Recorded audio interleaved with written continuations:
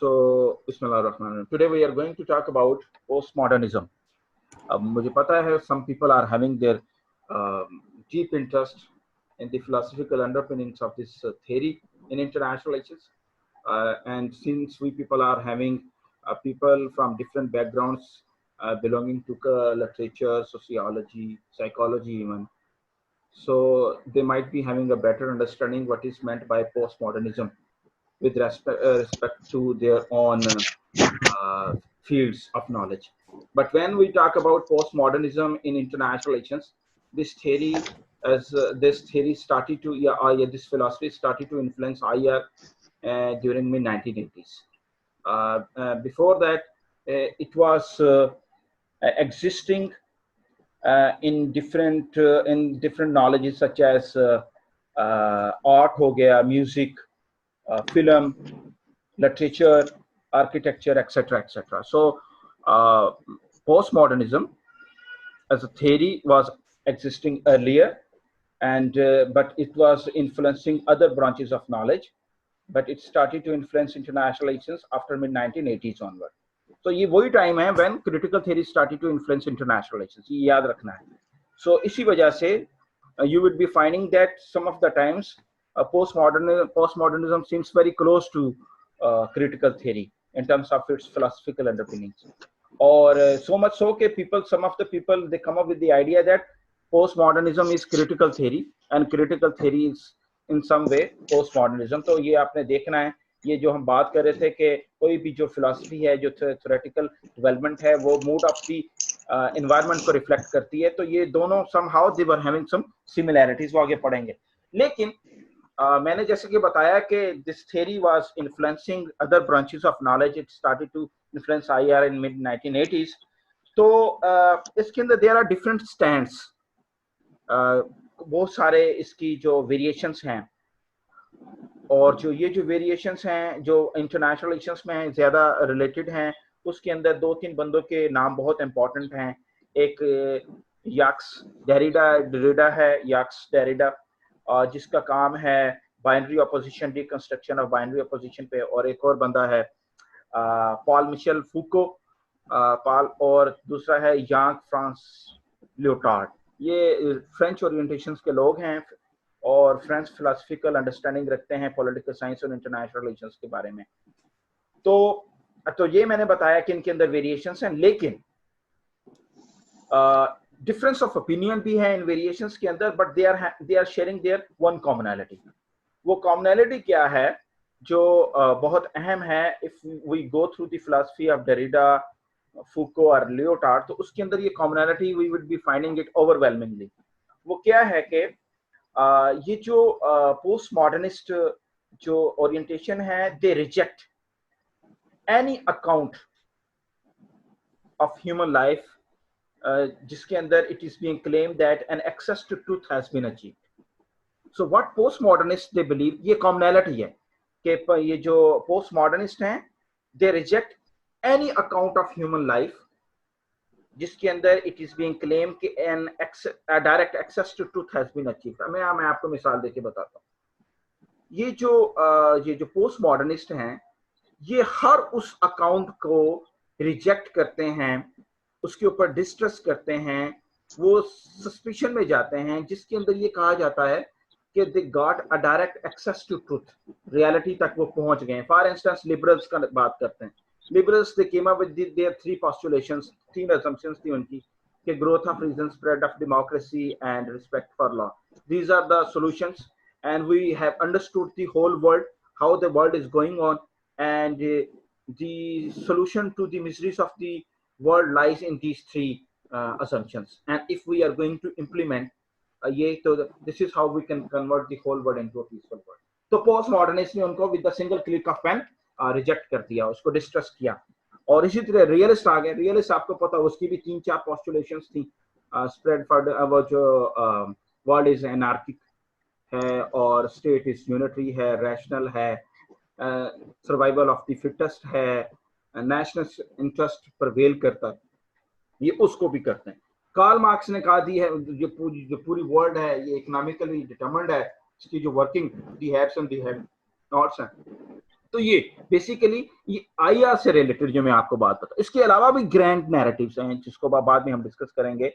Human account है कि religion को ये फिलॉसफी हो गई, हिस्ट्री हो गई, सोशियोलॉजी हो गई, ये हर वो नॉलेज जिसके अंदर क्लेम किया गया है कि an access to truth has been achieved, उसके ऊपर ये डिस्ट्रस्ट शो करते हैं।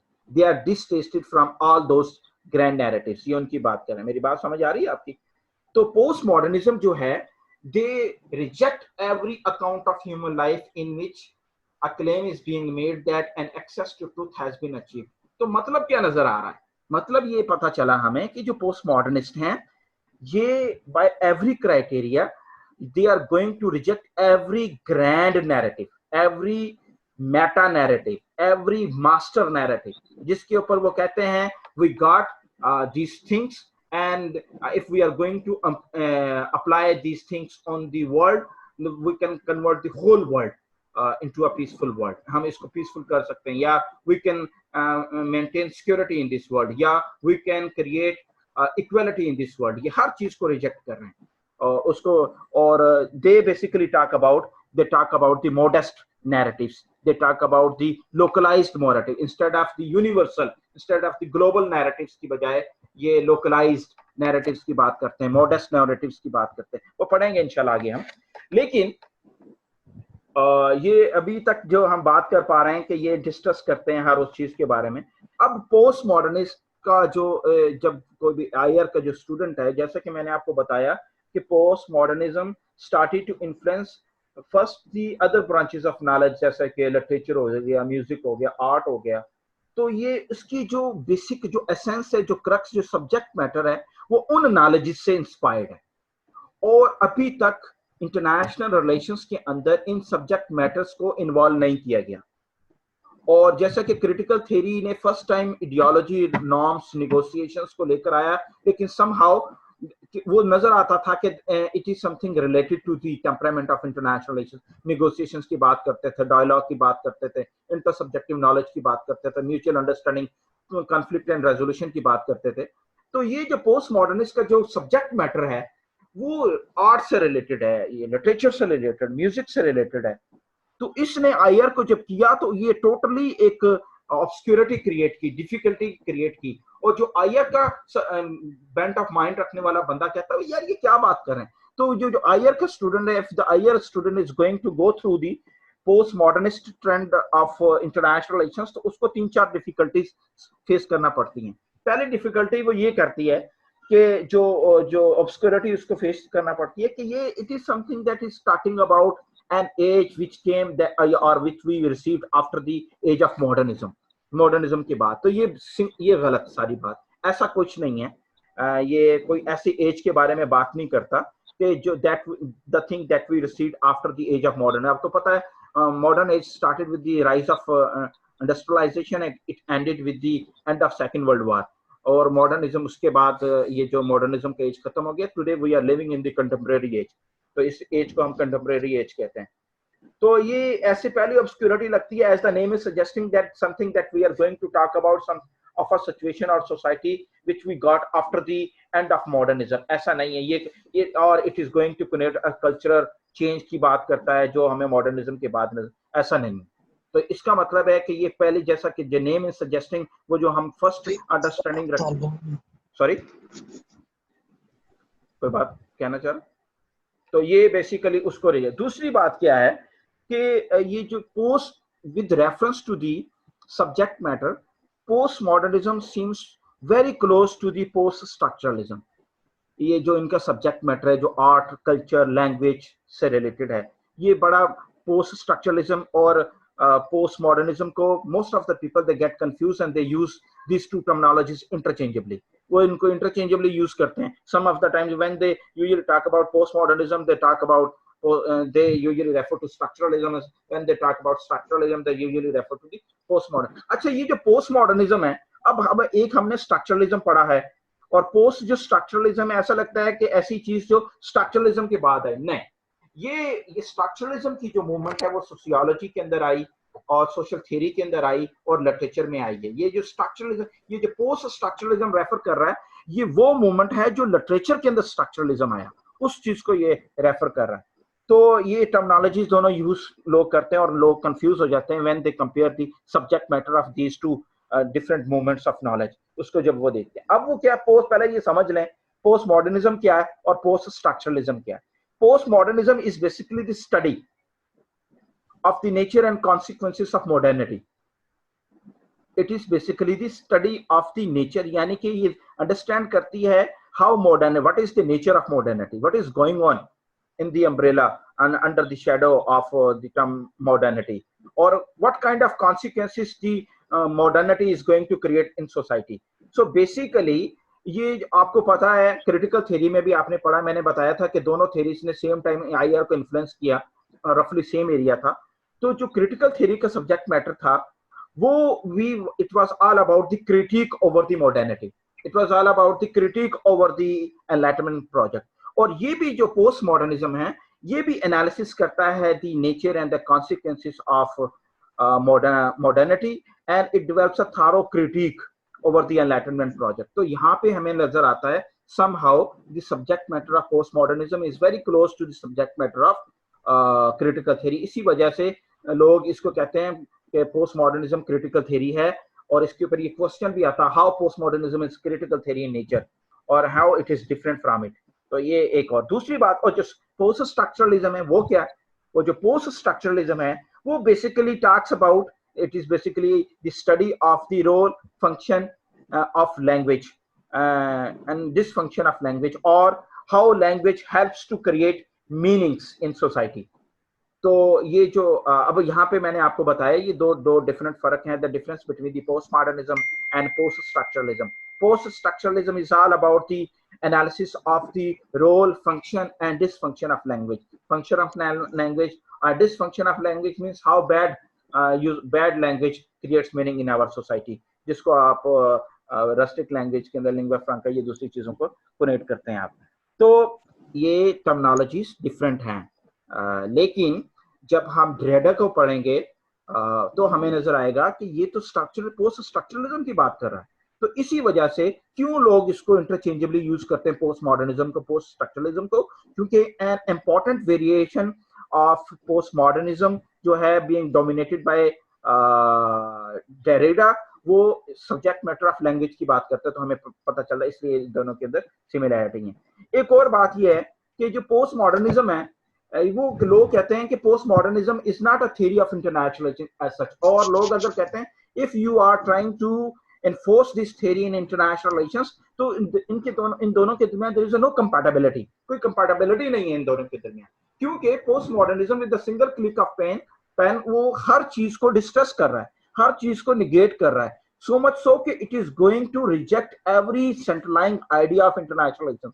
अगर आप स्टेट की बात करते हैं तो पोस्ट मॉडर्निस्ट कहता है state is basically an abstract idea है, और आप लोग कहते हैं अनार्की है, कहता कौन सी अनार्की, ये भी एक एब्स्ट्रैक्ट आइडिया है।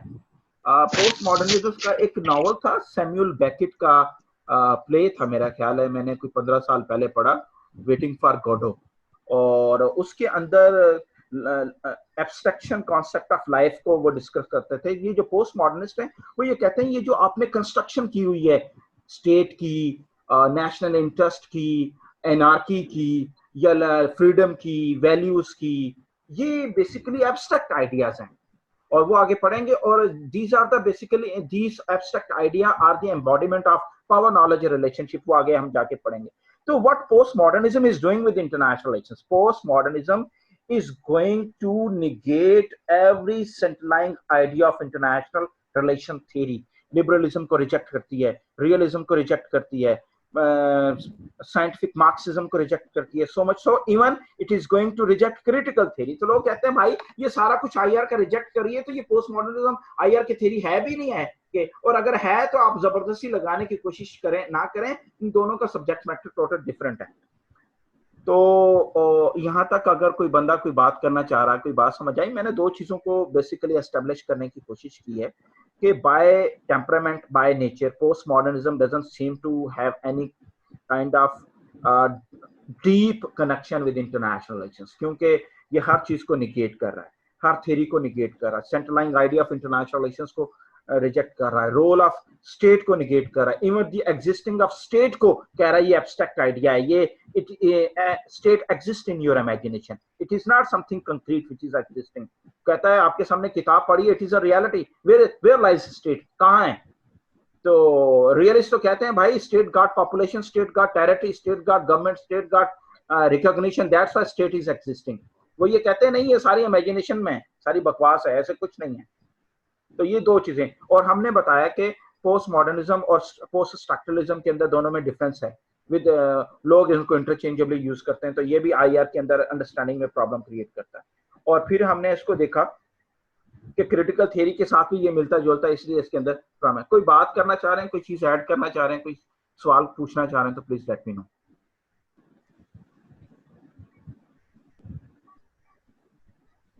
मलिक, नाइमा, बासिम, अनस, अंसा। अस्सलाम sir.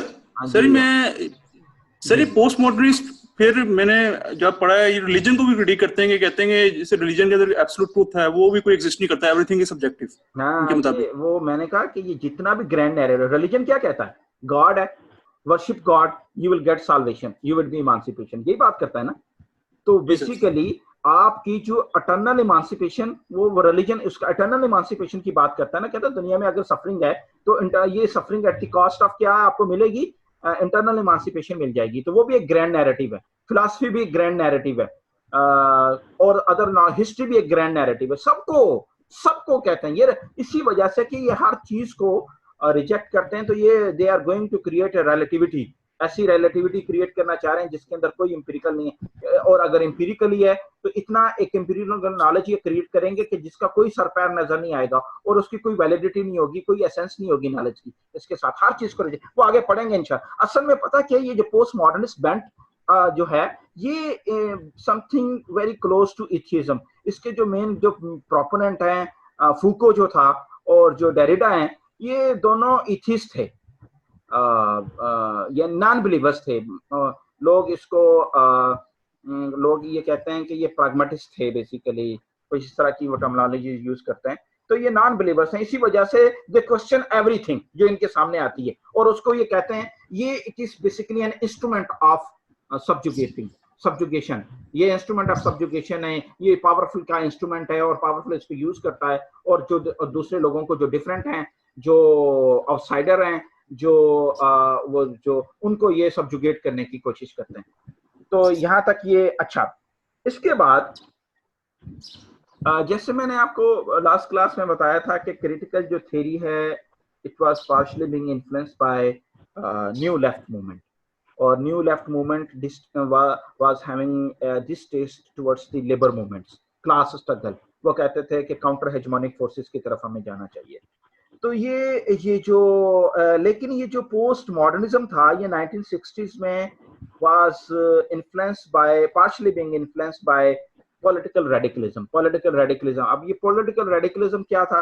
Political radicalism was anti to the political status quo, और पॉलिटिकल स्टेटस को में क्या हुआ था, और 1960s के एंड में और 70s में आपको पता है दुनिया, the world was facing financial crisis, और उसकी वजह से दुनिया के अंदर मिजरीज बहुत बढ़ गई थी, और marginalised section further they were being marginalised, और people they were dying of hunger and thirst. और इस वजह से तो वो they were of the opinion कि जो पॉलिटिकल रेडिकलिज्म क्या मूवमेंट थी, they wanted to change the social structures, वो सोशल स्ट्रक्चर को चेंज करना चाहते थे, and they wanted to come up with some new value system, एक नई वैल्यू सिस्टम लाना चाहते थे। वो बेसिकली क्या चाह रहे थे, जो पॉलिटिकल रेडिकलिस्ट थे, they wanted to bring fundamental drastic changes in society, and वो जो स्टेटस को की जो मूवमेंट्स हैं वो उनको इजाजत नहीं दे रही। वो कहते थे स्टेटस, पॉलिटिकल स्टेटस को रिवर्स करो और नया वैल्यू सिस्टम लेकर आओ, और सोशल स्ट्रक्चर को चेंज करो जिसमें मार्जिनलाइज्ड सेक्शन ऑफ सोसाइटी का भी ड्यू से हो, और उनके जो कॉन्सेंट को उनको एक्नॉलेज किया जाए, रिस्पेक्ट एंड ऑनर दी जाए, ये चीजें। तो ये जो पॉलिटिकल रेडिकलिज्म से भी ये इफेक्ट थी हुई थी। बच्चों मेरी बात समझ आ रही है क्या कह रहे हैं? Yes sir. मालिक कोई बात करना चाह रहे? नहीं सर, ठीक है, समझ आ रही। अच्छा, अब मैंने आपको जैसा कि कहा कि इसका एक मेन वेरिएशन है डेरिडा का ये जो उस Derrida is known in post modernism with his philosophy of deconstruction of binary. ये फुकाल्डियन डिस्कोर्स एनालिसिस के अंदर भी आप लोगों ने मेथोडोलॉजी के अंदर डिस्कोर्स एनालिसिस पढ़ा होगा। डिस्कोर्स एनालिसिस की तो वैसे कोई मोर देन 50 ब्रांचेस हैं, टाइप्स हैं बल्कि। तो जो फुकाल्डियन डिस्कोर्स एनालिसिस है वो पोस्ट मॉडर्निज्म का बेंट रखता है। तो उसके अंदर Jacques Derrida came with the idea of deconstruction of binaries. अब ये डीकंस्ट्रक्शन ऑफ बाइनरी को समझने के लिए पहले हमें बाइनरी अपोजिशन को समझना है। वो बाइनरी अपोजिशन क्या है, फिर हम अंडरस्टैंड करेंगे कि डीकंस्ट्रक्शन ऑफ बाइनरी अपोजिशन से क्या मुराद है जो याक्स डेरिडा कहता है। जिन्होंने लैंग्वेज लिंग्विस्टिक्स पढ़ी हुई हैं उनको ज्यादा पता है कि ये बाइनरी अपोजिशन क्या है।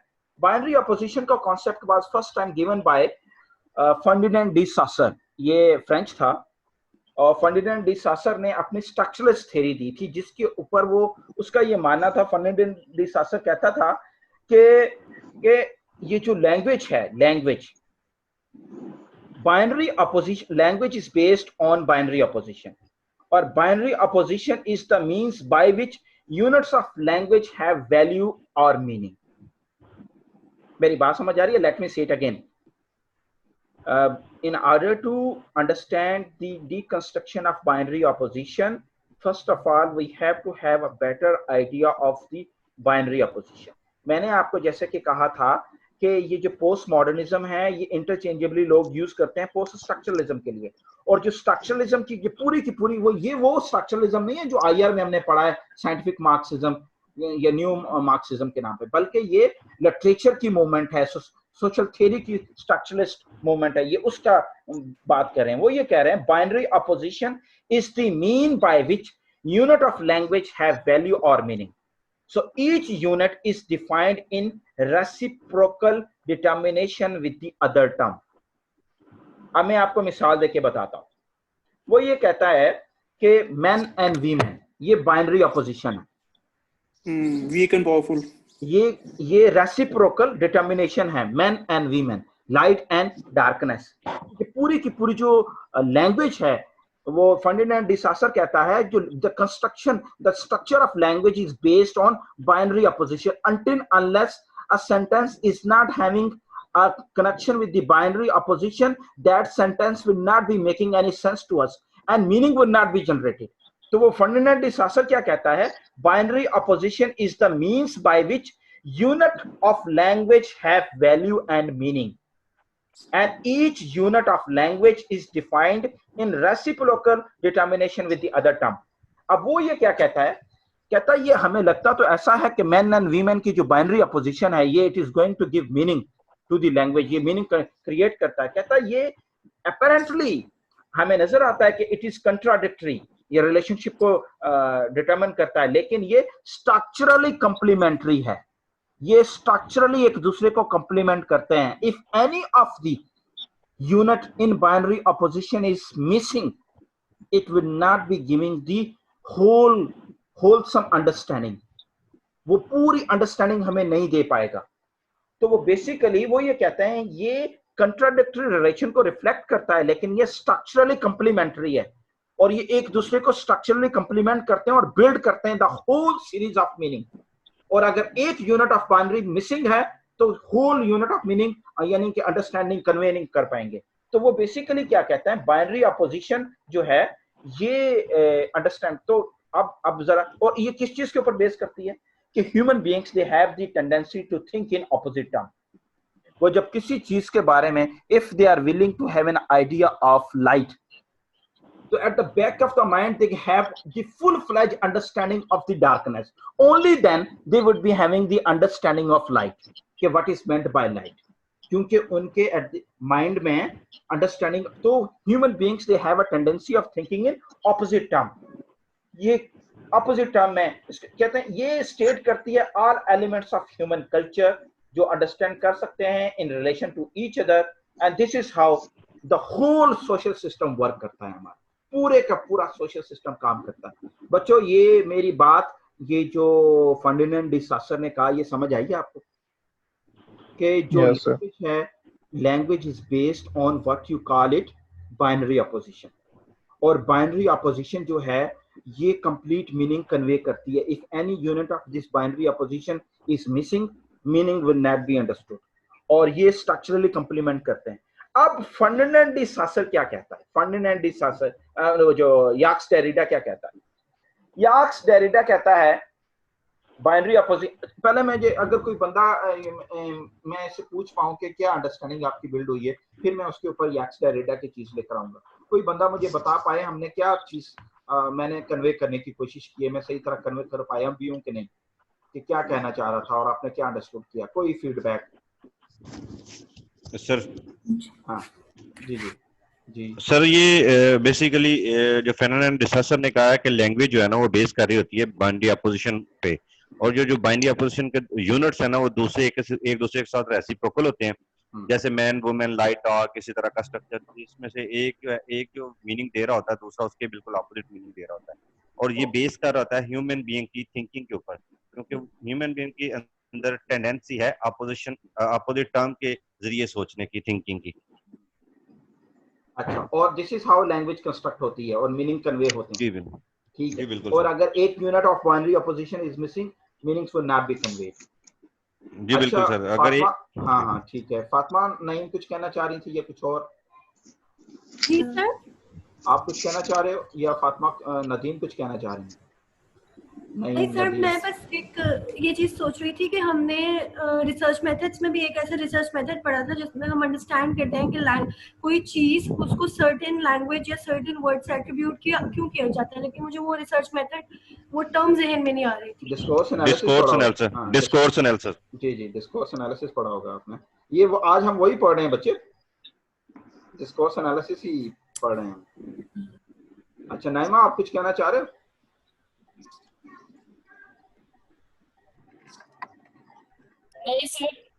अच्छा, हमारा एक बड़ा जबरदस्त पार्टिसिपेंट था अंबर, वो सुना बड़ी क्रिटिकल हैं आजकल हेल्थ इश्यूज के वजह से, अपनी दुआ में उनको याद रखिएगा। हमारा बड़ा जबरदस्त पार्टिसिपेंट था, बड़ा लर्नेड पर्सन था। वी आर मिसिंग, हम उसको यहाँ पे मिस कर रहे हैं, तो दुआ गो हैं हम उनकी सेहत के लिए।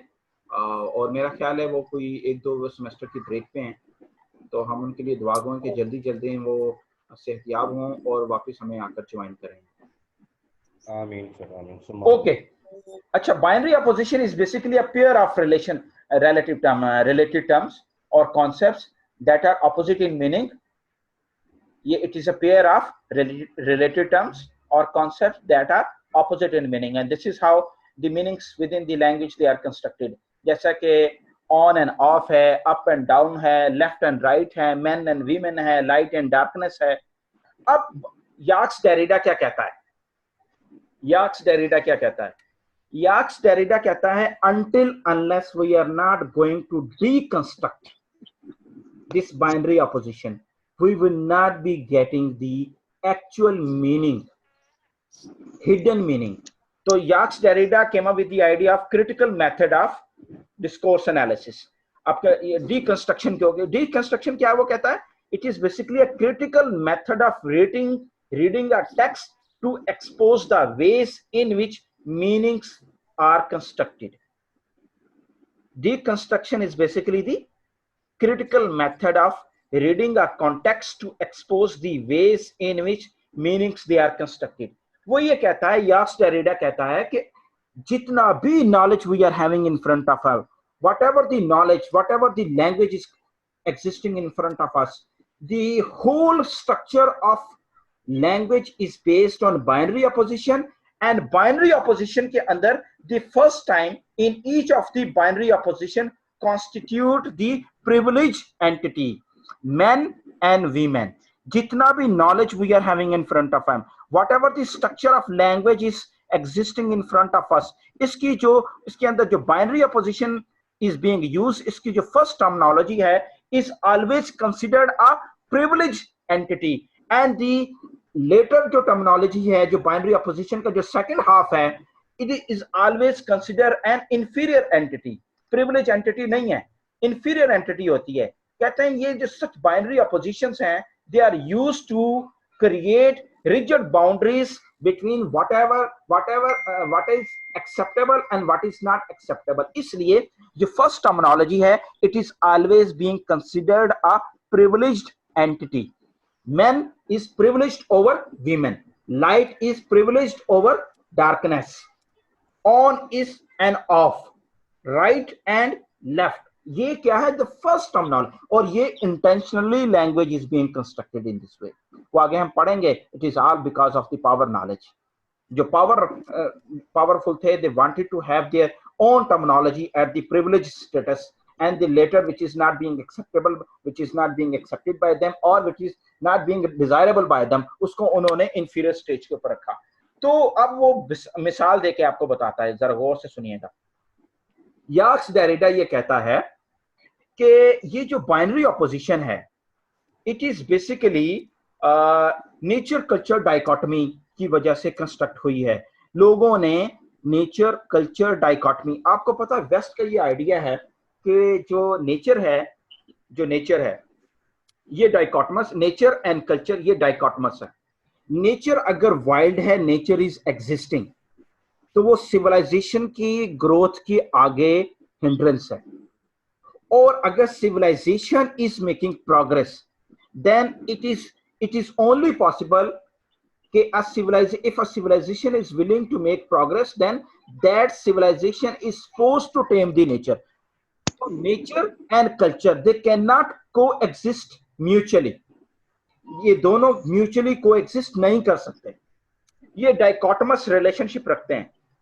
और ये जो यहाँ से Jacques Derrida is of the opinion. लेकिन आपको पता है ये जो ओरिएंटल वर्ल्ड है, नॉन वेस्टर्न वर्ल्ड है, उसके अंदर nature is perceived as it is going to support life on human life. ये ह्यूमन लाइफ को नॉन वेस्टर्न आइडिया ये है.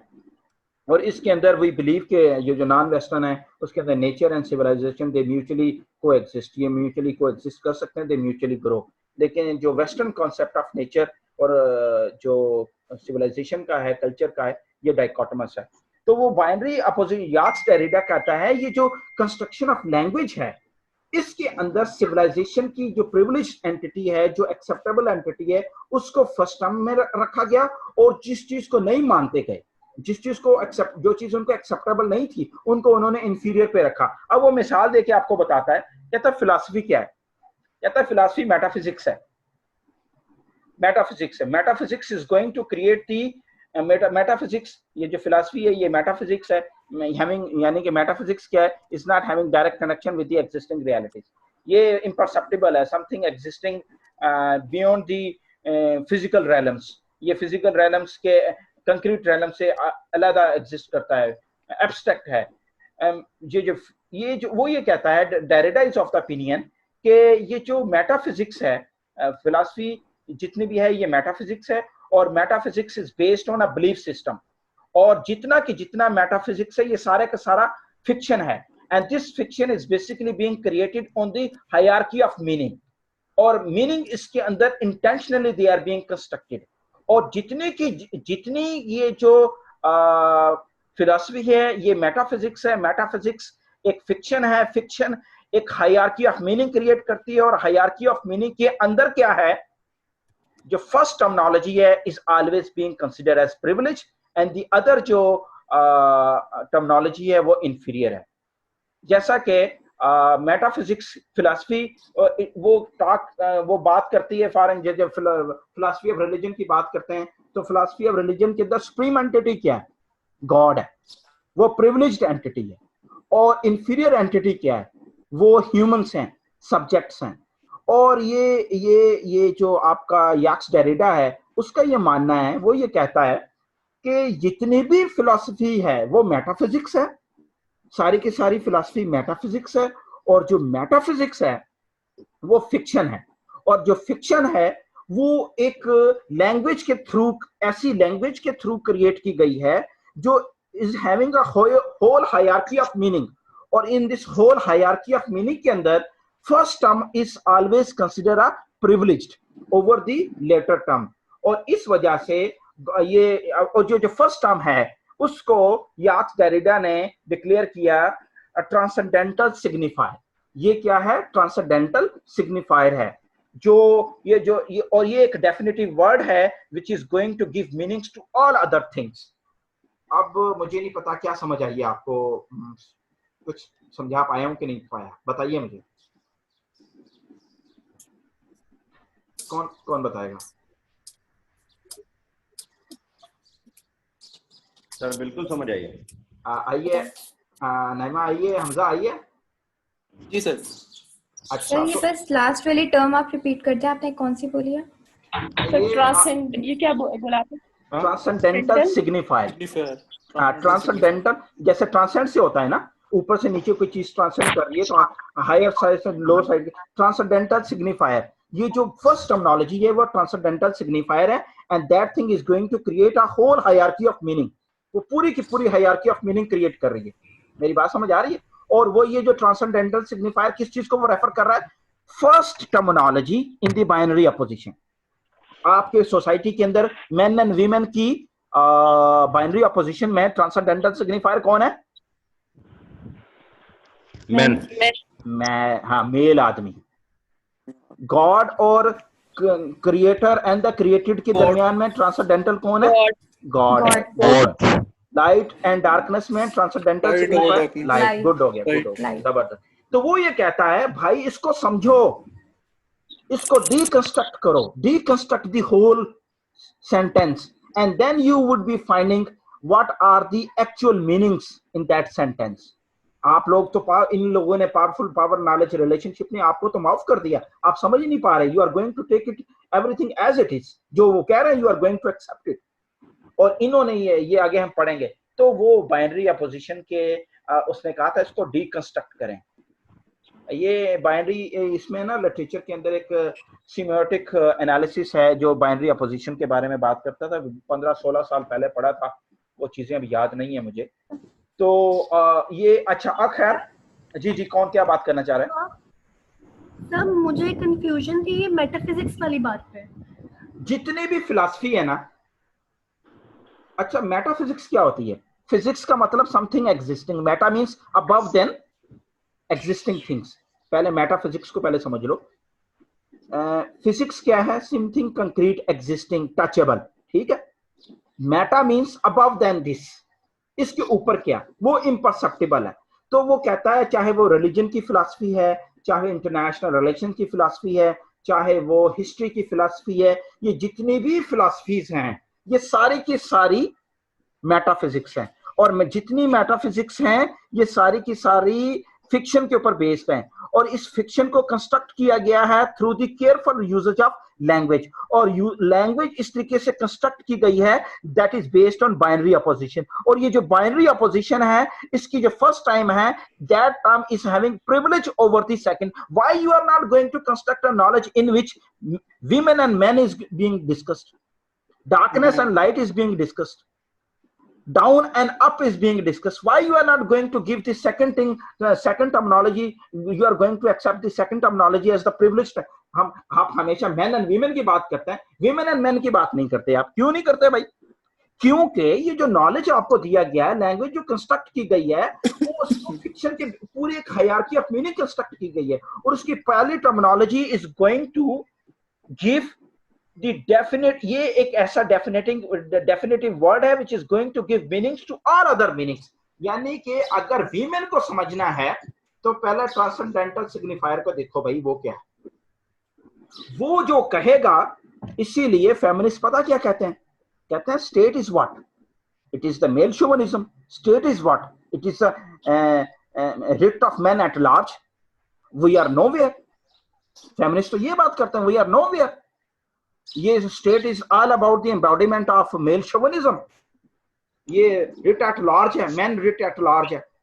तो ये कहता है ये जो ट्रांसेंडेंटल सिग्निफायर है ये एक डेफिनेटिव वर्ड है which is going to give meaning to all other things, और ये हमेशा प्रिविलेज्ड एंटिटी है, और ये हमेशा डोमिनेट करती है। और ये जो नॉलेज हमारे पास है, ये चाहे वो लिबरलिज्म का नॉलेज है, चाहे वो रियलिज्म का नॉलेज है, चाहे वो साइंटिफिक मार्क्सिज्म का नॉलेज है, क्रिटिकल थ्योरी का मार्क्सिज्म है, जो नॉलेज है जो इमांसिपेशन की बात करती है, ये सारे का सारा बेस करता है बाइनरी अपोजिशन पे। और ये बायस नॉलेज है, प्रेजुडिस्ड नॉलेज है। ये equal actual access to reality नहीं देता, ये हमें understanding of the whole phenomena नहीं देता, क्योंकि ये बाइस्ड है, ये सिर्फ अपना इंटरेस्ट प्रोटेक्ट करता है, दूसरों को नहीं कहता। मेरी बात समझ आई है बच्चों में क्या कह रहा हूँ?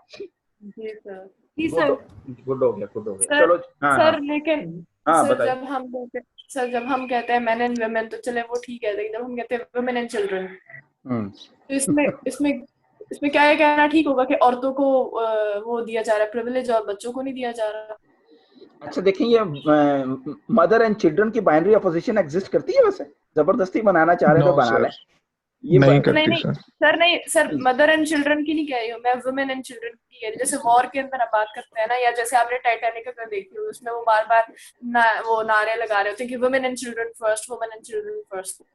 तो क्या इसमें वुमेन को प्रिविलेज है चिल्ड्रन के ऊपर? तो अच्छा सुना तो उसका ये जो बात कर रहे थे टाइटैनिक में के मदर्स एंड चिल्ड्रन फर्स्ट, उसका मतलब पता क्या था? उसका डिस्कसिव एनवायरनमेंट देखें क्या है, उसके अंदर ह्यूमैनिटेरियन एस्पेक्ट था। दे वर ऑफ द ओपिनियन के जो मेल लोग हैं उनको बचाने के बजाय बच्चों को पैम्पर करो। लेकिन इस नॉलेज के अंदर तो बाइस्ड है, इसके अंदर तो ह्यूमैनिटेरियन एस्पेक्ट है ही नहीं। वहां पे वो जो आप बाइनरी अपोजिशन की बात, मेरे ख्याल में वो बाइनरी अपोजिशन ऐसा चीज नॉट देयर, वो बड़ा सिंपैथेटिक बाइनरी अपोजिशन है जिसके अंदर दोनों को इक्वल वेटेज दे रहा है। विमेन को भी बचा लो, बच्चे को भी बचा लो। यहाँ पे अगर मैन एंड वीमेन की बात आएगी तो पहले बचाना मैन को है, वीमेन को कहता है नो मैटर नहीं बचाओ। इसमें बाइस्ड है, ये प्रेजुडिस्ड है। वो हो सकता है उसका डिस्कसिव आपका कॉन्टेक्स्ट देखना पड़ेगा, वो आगे पढ़ेंगे इंशाल्लाह आप कि किस एनवायरनमेंट में वो बात हो रही थी, उसके अंदर वो क्या कंस्ट्रक्शन हुई है। क्या आप मेरी बात से मुतमईन हुई हैं कि नहीं, या मैं कुछ और ऐड करना चाहेंगे? नहीं कुछ अगर वैसे if you got a second opinion please let me no. नहीं सर, इट्स परफेक्टली फाइन। वो कॉन्टेक्स्ट वाली बात नहीं मुझे अभी पता थी, तो अब आगे हम पढ़ेंगे तो दैट चेंजेस। हाँ, वो आगे जब आप पढ़ेंगे ना डिस्कर्सिव एथिक्स और डिस्कर्सिव कॉन्टेक्स्ट और इंटरटेक्सुअलिटीज, वो जो सारी चीजें ये आप लोग इंशाल्लाह उसके अंदर इंशाल्लाह सारी चीजों को देखेंगे। अच्छा खैर, मैंने यहाँ पे एक बात कर रहा था, ये जो पोस्ट मॉडर्निस्ट हैं they are going to reject every grand narrative. Grand narrative से क्या मुराद है? ग्रैंड नैरेटिव, इसको मेटा नैरेटिव। आजकल आपको पता है पाकिस्तान में जब टेररिज्म आया तो एक डिस्कशन चली कि we have to change our narrative, हमें नैरेटिव चेंज करना है, हमें we have to bring a narrative, हमें एक ग्रैंड नैरेटिव कंस्ट्रक्ट करना है। बिकॉज रीजन क्या थी? Before when we started to face terrorism, at that time two kind of narratives with reference to terrorism they were existing. एक था they are good people, एक narrative था they are bad people.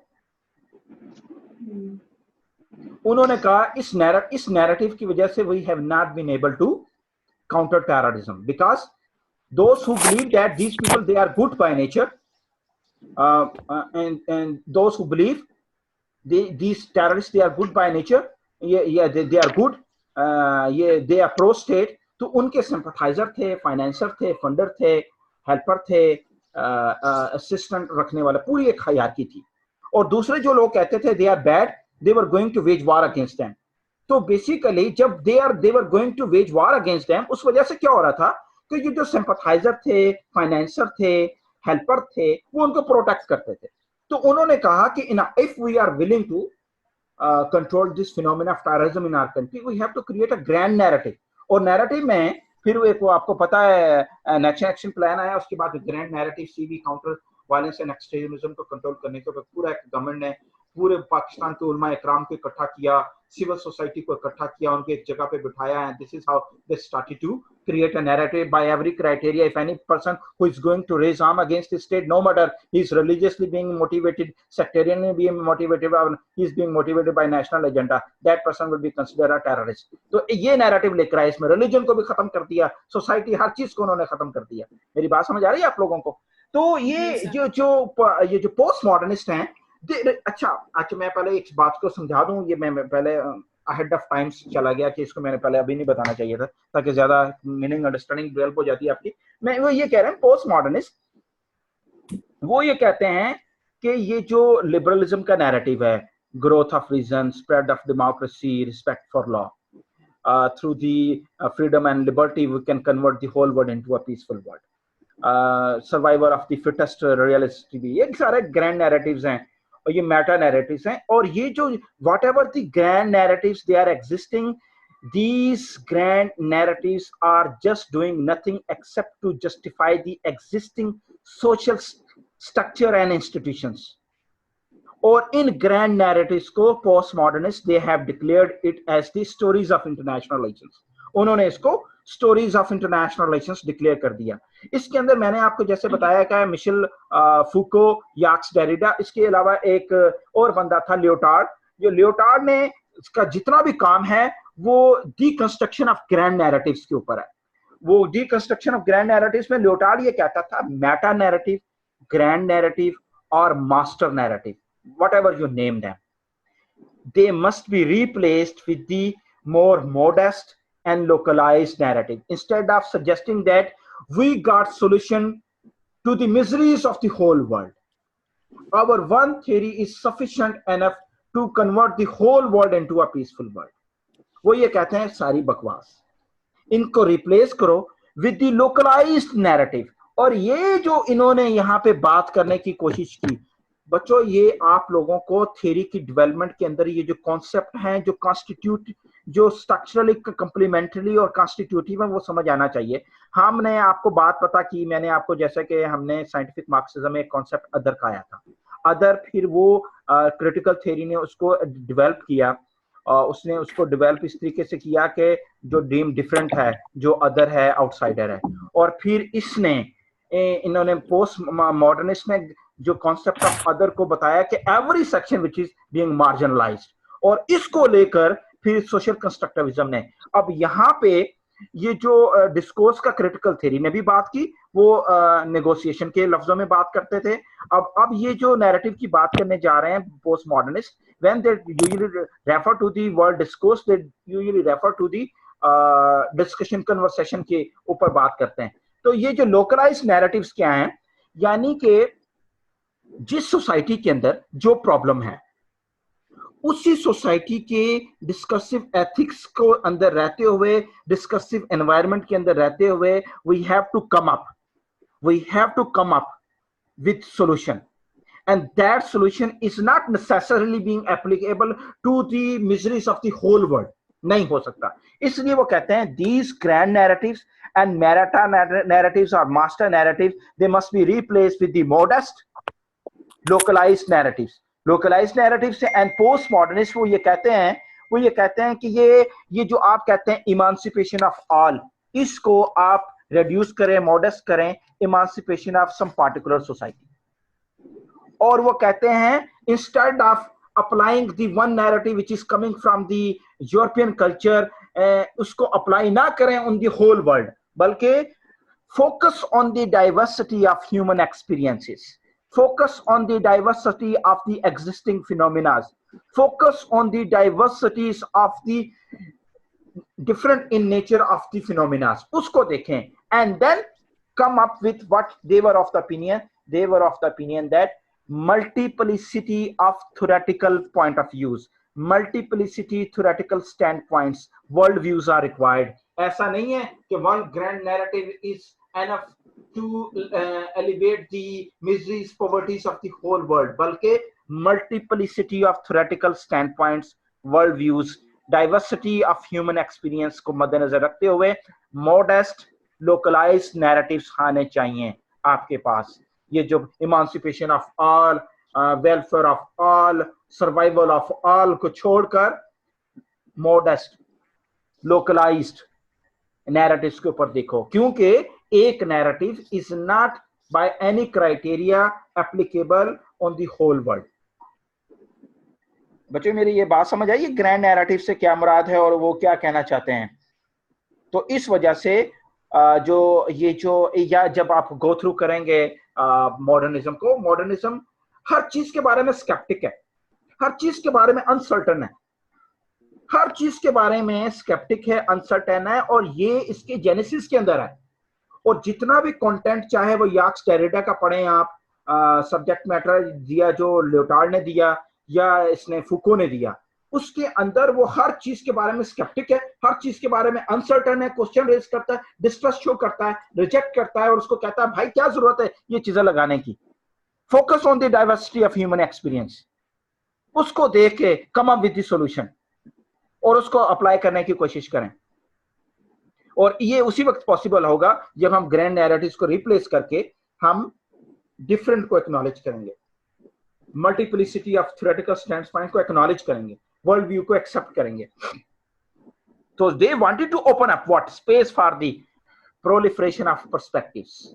They are of the opinion they wanted to replace the grand narratives and open space for the proliferation of multiplicity perspectives, plural perspectives, diverse perspectives, approaches, plurality of world views को acknowledge किया जाने पूरी दुनिया के अंदर, उसको करेंगे तभी ये होगा। तो क्या समझ आ रहा है कि पोस्ट मॉडर्निस्ट क्या करना चाह रहे हैं, क्या एस्टेब्लिश करना चाह रहे हैं? वो कहता है कोई एक नैरेटिव, ये जो रिलीजन एक नैरेटिव है बकवास है, ये जो रियलिज्म एक ग्रैंड नैरेटिव बकवास है, रियलिज्म का ग्रैंड नैरेटिव बकवास है, क्रिटिकल थ्योरी का इमांसिपेशन of all universal in approach grand narrative बकवास है। क्या कहना चाह रहे हैं, कौन बताएगा? सर कह तो ठीक रहे हैं ये, लेकिन सर हाँ सर अगर ये क्या इस बात की गारंटी देते हैं कि for example when the tables are turn, for example हम इसको मेन एंड वुमेन से वुमेन एंड मेन कर दें, तो बात तो वहीं की वहीं आ जाएगी, ठीक है? यानी again it would be power is still you know linked with knowledge. अच्छा एक बात बताएं, आज मैंने जाके वॉरियर क्वीन की मूवीज देखना शुरू की है। वॉर का जो फिनोमिना है वो मास्कुलिन नहीं है? Yes sir. वॉर का जो फिनोमिना है वो मास्कुलिन है ना? Yes sir. जी सर। और इसका मतलब है ये जो बाइनरी अपोजिशन का ये जो ट्रांसेंडेंटल सिग्निफायर है, ये by every nature is going to create disturbance.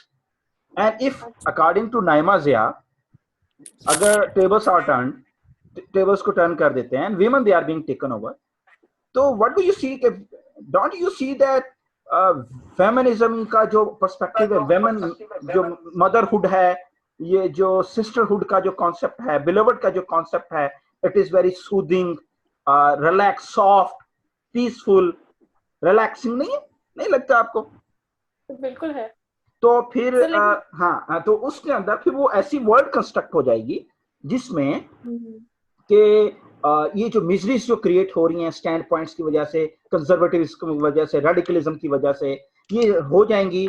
और अब ये कोई वो इसकी बात ना कर दे कि मेरे सुल्तान वाली उसमें खवातीन क्या कर रही थी, तो वो डिस्क्रिप्शन है एक, उसकी बात ना करे कोई। लेकिन मैं just for the counter argument में कह रहा हूँ, अगर you come up with another argument के सर वो अगर खवातीन की वर्ड आ जाती है बाइनरी अपोजिशन में, तो खवातीन का टेम्परामेंट के लिहाज से बायस नहीं होगा, आई बिलीव के चीजें बायस नहीं होंगी, प्रेजुडिस नहीं होंगी। सर उसमें फेमिनिस्ट का ही सर अंडरलाइन बिलीफ ही आ जाता है। यानी मैं इस वक्त लिबरल फेमिनिस्ट की बात कर रही हूँ, नॉट रेडिकल फेमिनिस्ट की अगर बात है तो फिर आपकी वाली बात समझ में आती है। लेकिन सर लिबरल फेमिनिस्ट तो ऑलरेडी ये कहते हैं कि मर्द और औरत के दरमियान कोई फर्क ही नहीं है, लिहाजा इक्वल रिप्रेजेंटेशन होनी चाहिए। तो अब तब फिर तो वो पोटैटो पोटैटो वाली बात हो जाएगी ना कि अच्छा ठीक है, फिर यानी power is just again being shifted from one place to another. Again it's not equally. नहीं, ये जो लिबरल फेमिनिस्ट है ना, वो when it comes a matter of comparison of physical endurance की जब वो बात करते हैं उस वक्त वो डिफेंसिव हो जाती हैं फिजिकल एंड्योरेंस के ऊपर। तो दैट्स व्हाई वो ये कहते हैं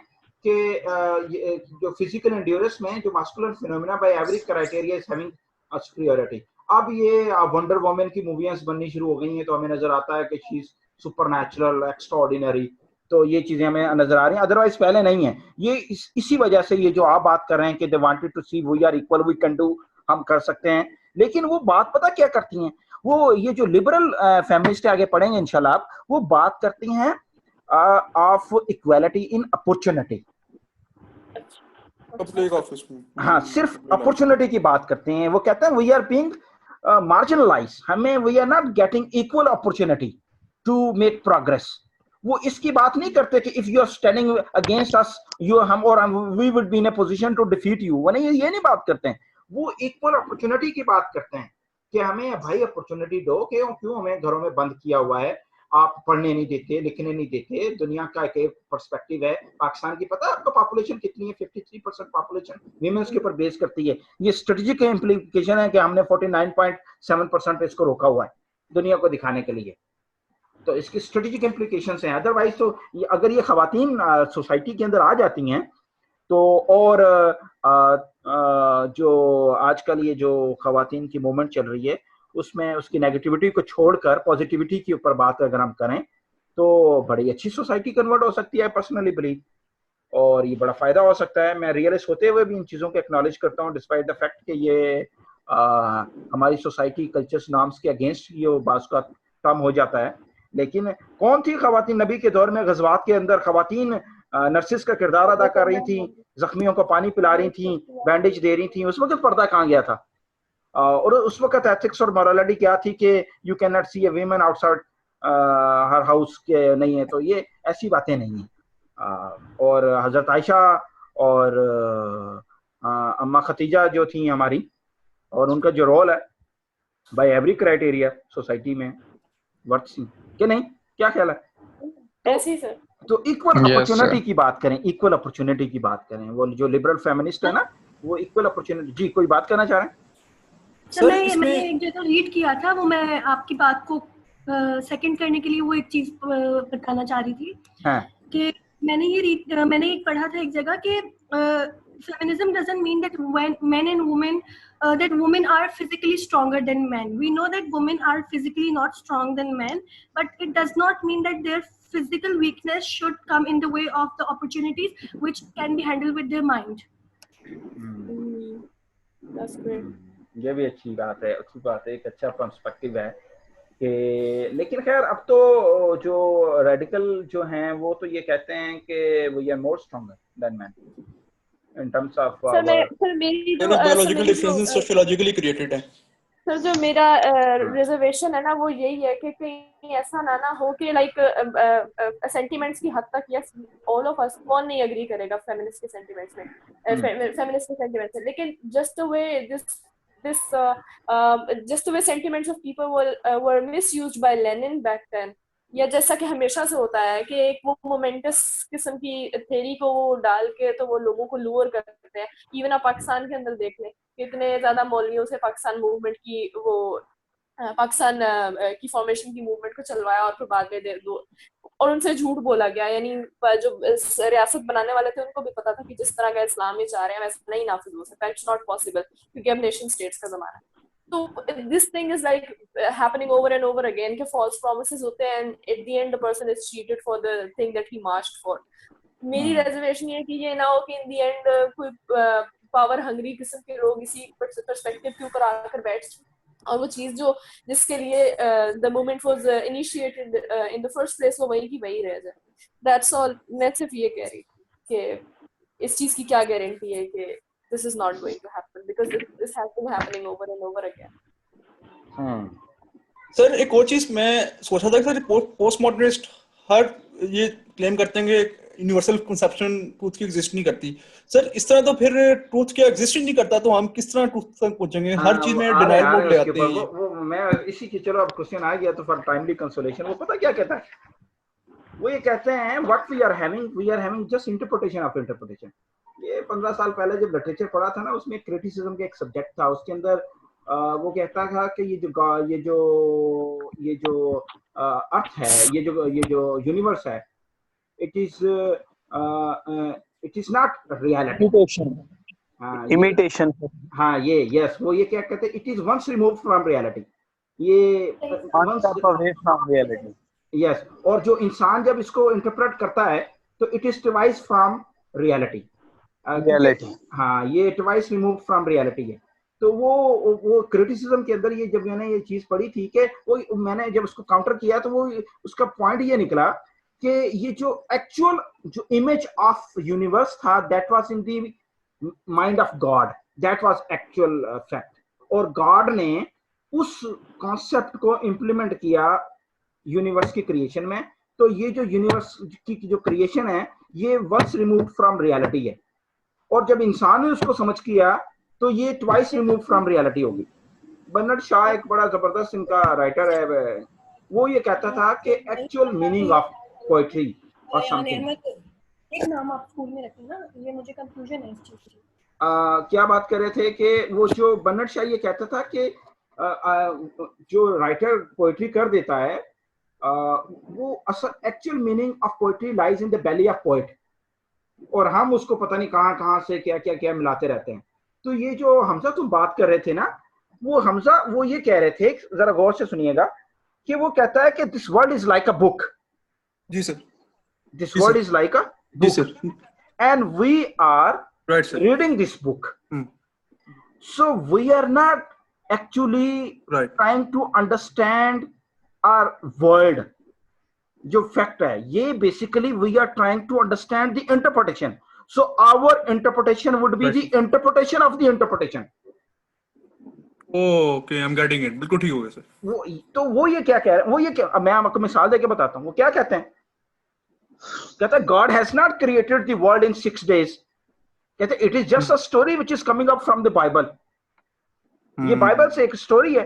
कहता है history is not the history of the class struggle, it is just the interpretation of the world which is coming up to us from the Karl manifesto. उसके मैनिफेस्टो से आया। So we can only read and interpret the world and read and interpretation the other interpretation.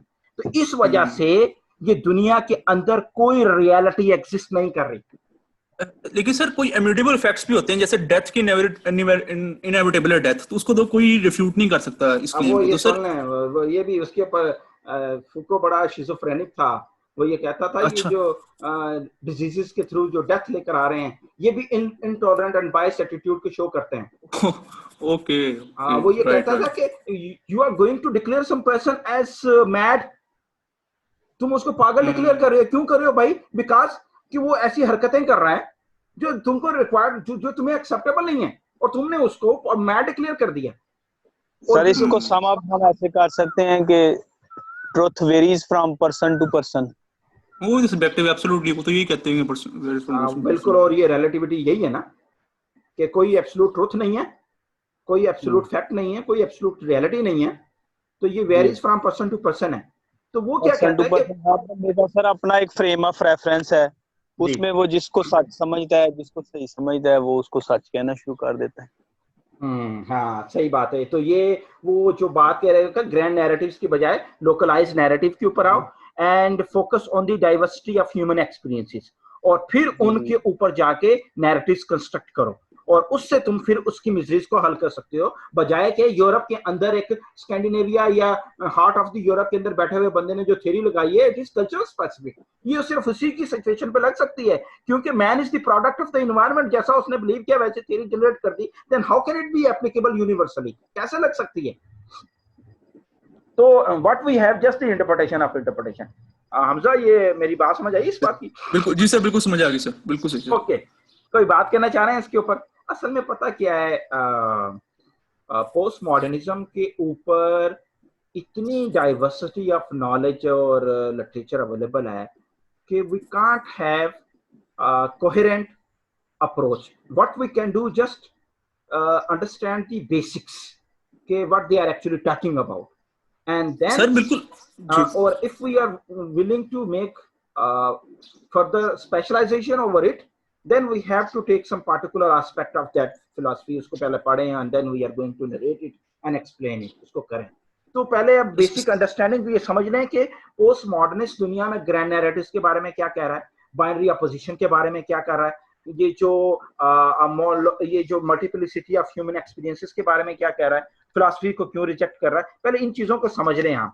उसके बाद जैसा कि मैंने आपको बताया कि post modernism is going to reject, it is going to reject every concept centralizing idea of international relations। State की वो बात करता है, कहता किसने कहा स्टेट अनार्की है?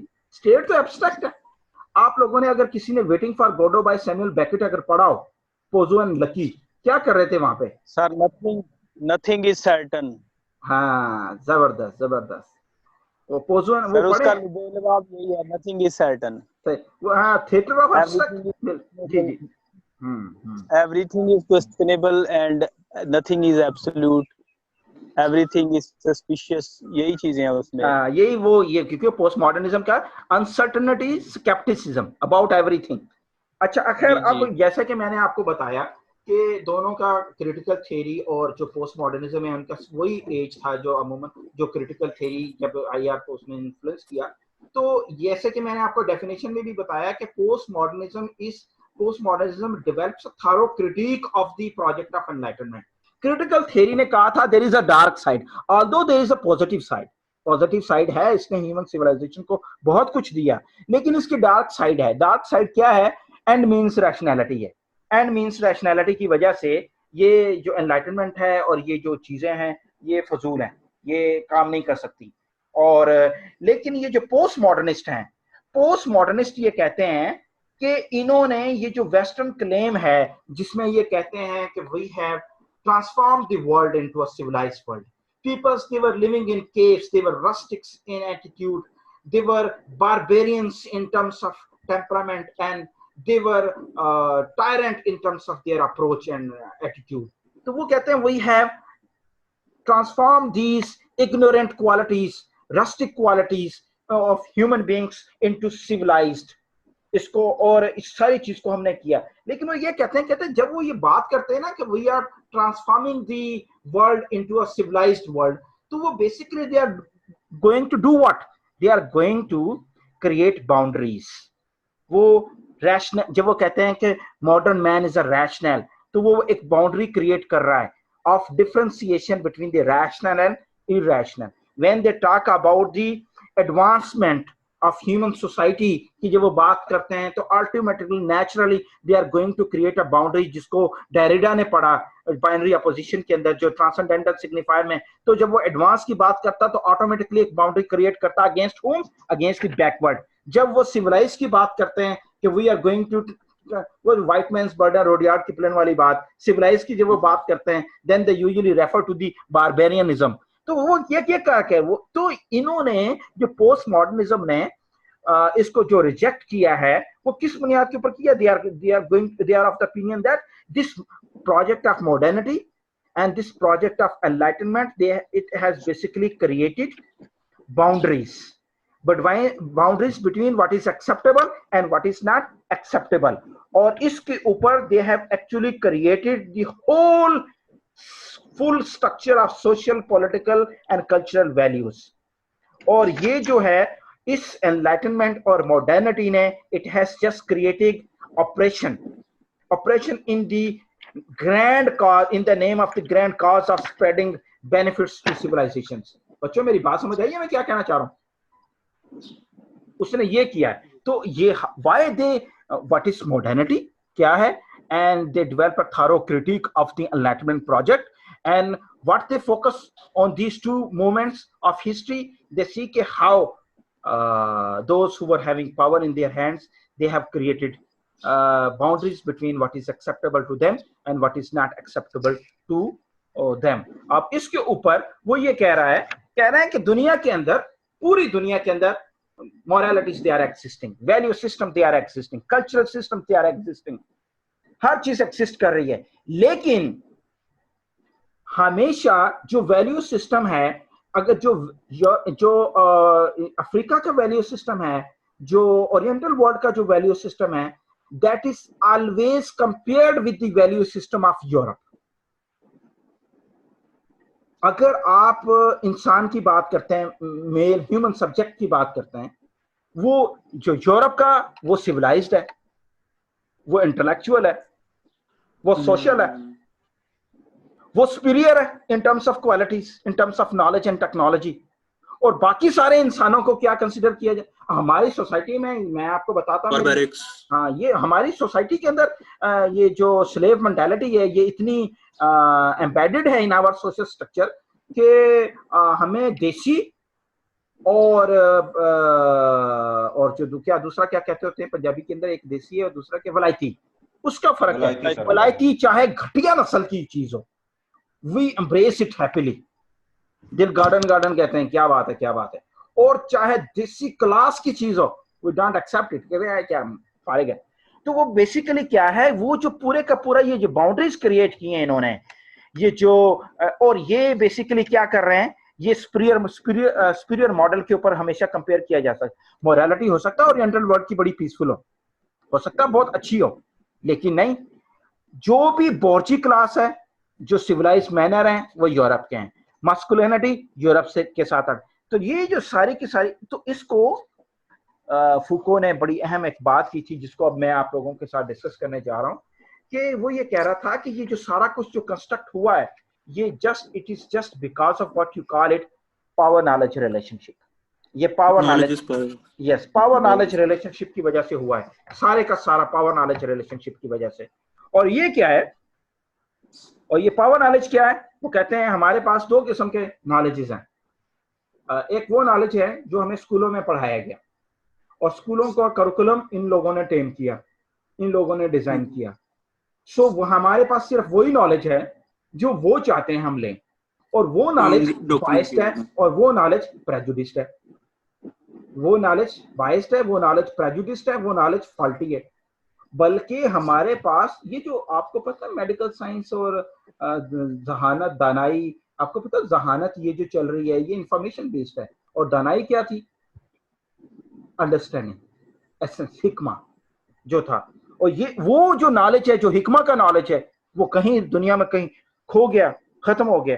कहते हैं what we think because what we know, what we know because what is we are being taught in our school, what we can't think except to what we are being taught in our school.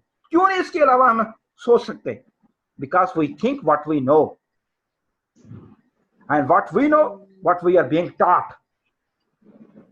और ये क्या taught है, only those who are having power, they are giving us this knowledge to be taught to us, बस, और कोई नहीं। और इस वजह से वो जो उन्होंने कहा था कि कहाँ हमने पढ़ा था, knowledge is ideological, knowledge is not innocent, पढ़ा था ना, नॉलेज जी, नॉलेज इज नॉट इनोसेंट। वो तो whatever the theories and philosophies are created, जो भी थ्योरीज और philosophies they are being created by scholars, they are not based on something eternal truth, they are going to take us somewhere that we are going to improve our everything, nahi, it is just the reflection of the historical and social conditions। ये social conditions हैं, truth क्या है दुनिया के बारे में, वो जो हम हमें देना चाहते हैं। मेरे बच्चे पढ़ा था ना ये हमने ये सारा, तो बेसिकली ये पावर नॉलेज है, रिलेशनशिप है। अब हम इसके ऊपर अगर एक और बात कर पाए जो कि बड़ी इंपॉर्टेंट है, डिस्कोर्स को, कहते हैं ये जो पावर नॉलेज का जो रिलेशनशिप है, ये डिस्कोर्स क्रिएट करता है। अब डिस्कोर्स क्या है, बड़ी जबरदस्त मिसाल है, इस चीज को समझना है आप लोगों ने। पहले डिस्कोर्स का कॉन्सेप्ट देख लें, फिर मैं इसको हम अप्लाई करेंगे इसको। वो जो बाइनरी अपोजिशन का कॉन्सेप्ट को ध्यान में रखते हुए क्या कह रहे हैं, वो कहते हैं डिस्कोर्सेस क्या है, डिस्कोर्स इज नॉट बेसिकली, वैसे डिस्कोर्स होता क्या, अगर मैं एक दो कॉन्सेप्ट ले पाऊं अगर आपसे, डिस्कोर्स होता क्या,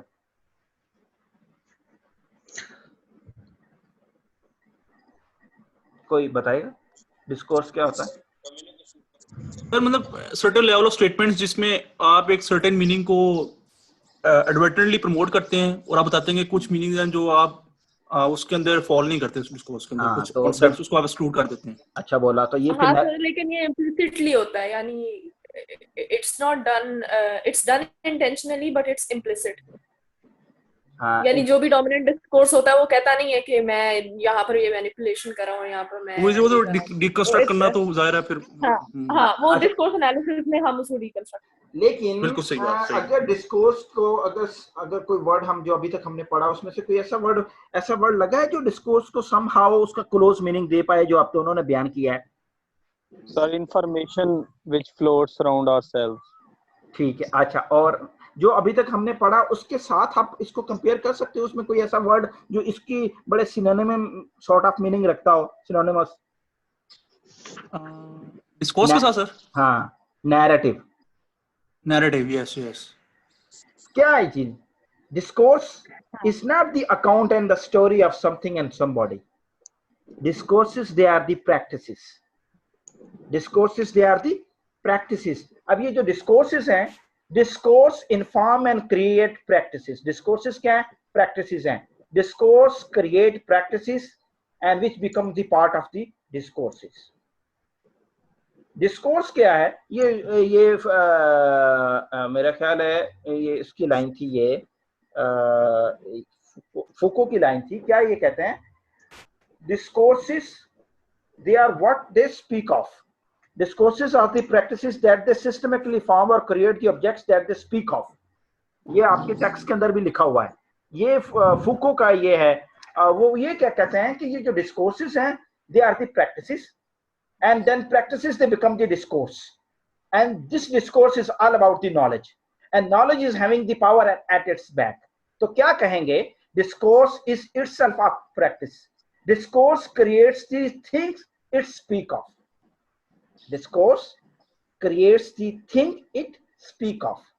मैं अब आपको मिसाल देके बताता हूं। विमेन की मिसाल ले रहे हैं, खातून। The discourse about women. And if we take discourse as practice, discourse को practice में लें, तो different societies के अंदर practices about women, they are quite different from each other. For instance, for some societies, women, they are Aphrodite mothers. They are Aphrodites, वो mothers हैं, and mother is everything for them. And for women, कुछ societies के अंदर women, they are witches. For कुछ societies के अंदर paradise lies, you know, आपको इस्लाम का the discourse of women and mothers. Sometimes कहीं पे कुछ societies में the practices about women क्या है? ये wantons हैं, ये witches हैं। ये क्या दे रहा है? ये है क्या? पूरी दुनिया के अंदर जो खवातीन हैं वो एक जैसी हैं, लेकिन सोसाइटीज जो हैं वो ऐसा डिस्कोर्स रखती हैं, ऐसी प्रैक्टिसेस रखती हैं कि कहीं पे इसको पैराडाइज का सोर्स डिक्लेयर किया जा रहा है, कहीं पे इसको विचेस एंड वेंटर्स डिक्लेयर किया जा रहा है। क्या है ये? तो वो बेसिकली वो ये कहते हैं कि ये जो पावर नॉलेज रिलेशनशिप जो डिस्कोर्स क्रिएट करता है वो एम्प्टी वेसल ऑफ वीमेन को मीनिंग देता है। Women, they are empty vessels, ये एम्प्टी वेसल्स हैं, और इसको जो मीनिंग दिए जा रहे हैं, जो एट्रीब्यूट्स इसके साथ अटैच की जा रही हैं, ये basically power knowledge relationship discourse की शक्ल में प्रैक्टिसेस में लेकर आ रहा है, और प्रैक्टिसेस भी डिस्कोर्स बन जाते हैं। और this is how we usually refer to women like beloved, mother, sisters, witches, etc. etc. मैं आपको मिसाल दे रहा हूं। और इसी तरीके से इंसान की मेल की बात करें, क्या है मेल? women कहती हैं state is man's writ at large। क्या है ये? क्या डिस्कोर्स है? और ये इसके बारे में वो ये कहता है, ये एक एम्प्टी वेसल है जो that is basically the embodiment of power relationship, जो सेक्सुअलिटी के अंदर शो होता है, जो फैमिली के अंदर फादर की शक्ल में शो हो रहा है, स्कूल्स के अंदर शो हो रहा है, मीडिया एंड कम्युनिकेशंस के अंदर शो हो रहा है। तो ये एम्प्टी वेसल को मीनिंग कौन दे रहे हैं? डिस्कोर्सेस दे रहे हैं, प्रैक्टिसेस दे रही हैं। और ये डिस्कोर्सेस और प्रैक्टिसेस को कौन प्रोड्यूस कर रहा है? वो कर रहा है those who are having power at their back. अभी आप सर ये भी कह सकते हैं ये frame and constrain given course of action discourses. हाँ ठीक है, ठीक है, अच्छी बात की है, अच्छी बात की है। लेकिन ये बड़ा सर अगर उर्दू में कहें इस डिस्कोर्स को, तो क्या हम किसी सोसाइटी के चलन को डिस्कोर्स कह सकते हैं? अगर सोसाइटी के चलन को आप प्रैक्टिसेस की शक्ल में देख रहे हो तो ओके, राइट। अगर सोसाइटी के चलन को अगर आप जो रवायात हैं वहां पे एग्जिस्ट कर रही हैं, जो पूरा स्ट्रक्चर है सोशल, उसके तौर पर कह रहे हो तो फिर ठीक है, ओके, मान लेते हैं। जी सर, यानी कि हम एक सोसाइटी को ले सकते हैं कि इसके जो रिवाज हैं, ट्रेडिशंस हैं, जो इसकी रसूमात हैं, जो इन्होंने मीनिंग दिए हुए हैं मुख्तलिफ चीजों को, जो ये किसी अल्फाज का मतलब निकालते हैं, तो इन तमाम के मजमूए को अगर हम चलन कह लें कि यार इस सोसाइटी में ये चलन है, तो इस चीज की मीनिंग इस चलन में ये निकलते हैं। जैसे कि इस्लाम में एक माशरा इसका चलन है कि औरत की इज्जत करनी है, औरत बतौर माँ, बहन, बेटी एक्सेप्टेबल है। लेकिन अगर हम वेस्टर्न कंट्री के चलन को देखें तो वहां पे औरत के बहुत सारे रूप हो सकते हैं। तो इस नोयत में बात कर रहा हूँ कि हम किसी डिस्कोर्स को किसी सोसाइटी का चलन बोल सकते हैं कि सोसाइटी का ये चलन है, ये डिस्कोर्स है। ठीक है, अच्छी बात की। लेकिन जैन एक बात बताओ, ये चलन जो है सोसाइटी का, ये जो प्रैक्टिस डिस्कोर्स है, ये कौन बना रहा है? ये कौन बना रहा है? सर चलन बना रहे होते हैं जो सोसाइटी में ताकतवर लोग होते हैं, जिस चीज को वो एक्सेप्टेंस दे देते हैं। कमजोर की चीज को एक्सेप्टेंस नहीं मिलती तो वो सोसाइटी से रिजेक्ट हो जाती है, और तो ताकतवर जो होता है, जिसके साथ पावर है, वो अपने रस्म और रिवाज, अपनी रसूमात को चलन में डाल देता है कि तमाम लोग बाकी भी इन्हीं को फॉलो करें। गुड हो गया, गुड हो गया, इसका मतलब हो गया। बड़ी अच्छी बात की। हाँ, कोई और बात आना चाह रही है इसमें? हाँ सर, जिस तरह अभी भाई ने बात की कि ये मतलब जो डिस्कोर्स बनाते हैं पावरफुल लोग, जो जिनके पास ताकत होती है और वो सारे लोगों को तोड़ते हैं, तो इसी को क्रिटिसाइज कर रहा है ना पोस्ट मॉडर्न। हाँ, सही कह रहे हैं, बिल्कुल सही बोला आपने। गुड बोला। सर इसके बारे में मेरा सिर्फ क्वेश्चन है कि ये जो डिस्कोर्स बना रहे हैं पावरफुल लीड जो है, ये डिस्कोर्स बना रही है, या इनका कोई खास मतलब है with reference to societal norms values, जिस तरह के दहेज की मामले हैं, शादी का कल्चर चेंज हो रहा है, पिछले कोई 30 सालों में शादी का कल्चर बिल्कुल चेंज हो गया। ये सारी चीजें जो चेंज हो रही हैं, ये लोग साइलेंटली अडॉप्ट करते हैं। ये बड़ा बिल्कुल ऐसे जैसे बिल्कुल गैर महसूस तरीके से जो है वो लोगों के अंदर ये अडॉप्टेबिलिटी डेवलप होती है। तो इसको सर सिग्निफाई कैसे किया जा सकता है? ये जो गैर महसूस अंदाज में इसको फॉलो करते हैं ना, सदाकत, ये बेसिकली सोशल स्ट्रक्चर का प्रेशर है। ये जो साइलेंटली आप महसूस कर रहे हो ना कोई चीज, ये बेसिकली सोशल स्ट्रक्चर का प्रेशर है जो आपको महसूस करवा रहा है।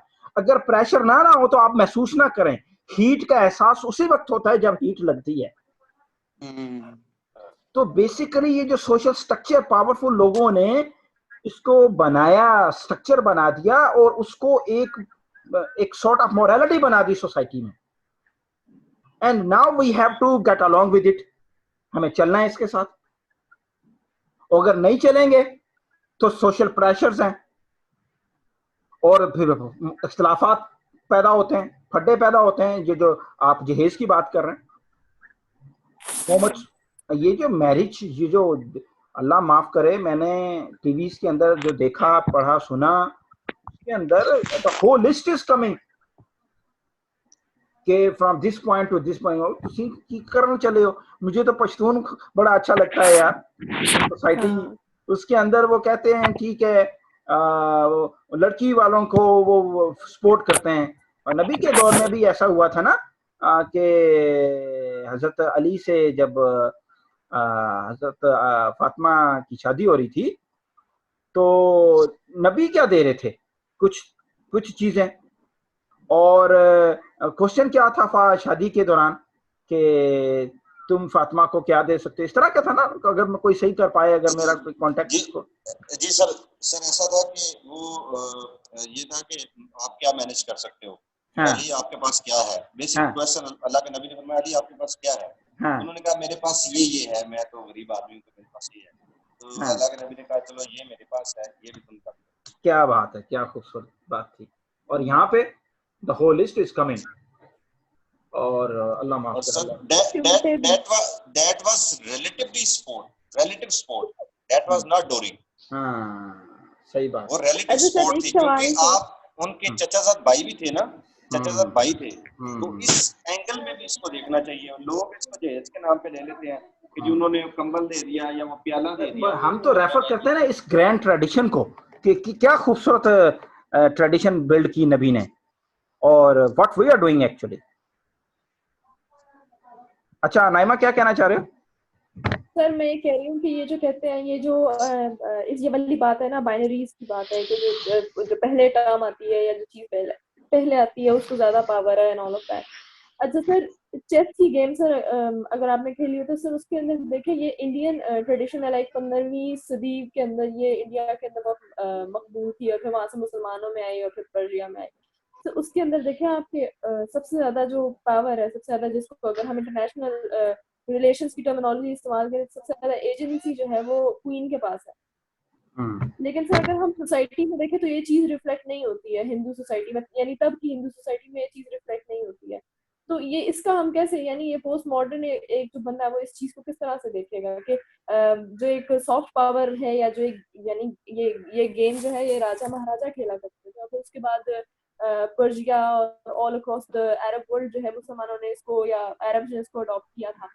बट इसकी अगर हम इम्प्लीकेशंस एक्चुअल सोसाइटी के अंदर देखें तो वहां तो ऐसा नहीं है, क्योंकि जो अगर पेट्रियार्की है तो फिर तो जो क्वीन के पास जितनी एजेंसी उतनी किंग के पास होनी चाहिए, लेकिन किंग तो एक मूव आगे पीछे बस इसी तरह चल सकता है। ये चेस से बाहर वैसे निकल जाते तो बेहतर नहीं था थोड़ा सा? क्या सर? चेस से अगर बाहर निकल के अगर हम देखते इसको, आप चेस की मिसाल दे रही हैं ना आपकी, ये एनालॉजी इस तरीके से हम ये एनालॉजी दे रही हैं आप, मेरे ख्याल में बेसिकली चाहे जो फेमिनिस्ट भी अगर बनी, फॉर इंस्टेंस क्वीन बनी, उसके पास जो एजेंसी थी, तो वो भी जो एजेंसी वर्क कर रही थी वो भी writ at men's writ at large ही थी। She was not going to create a parallel women force. जो उसके प्राइम मिनिस्टर्स थे, जो एडवाइजर्स थे, जो भी लोग थे, all of them they were main. और जो एडवाइसेस और जो काउंसलिंग थी उसकी वो भी मेन की थी। सो apparently I believe के power houses they wanted to see her के women एक हो सीट पे, but actually the agenda of men was going on even at that time as well. Sir इसमें मैं चीज ऐड करना चाहूंगा। सर इसमें ना ये कि इंडियन हिस्ट्री में एक खातून गुजरी है मुसलमान, रजिया सुल्ताना जी।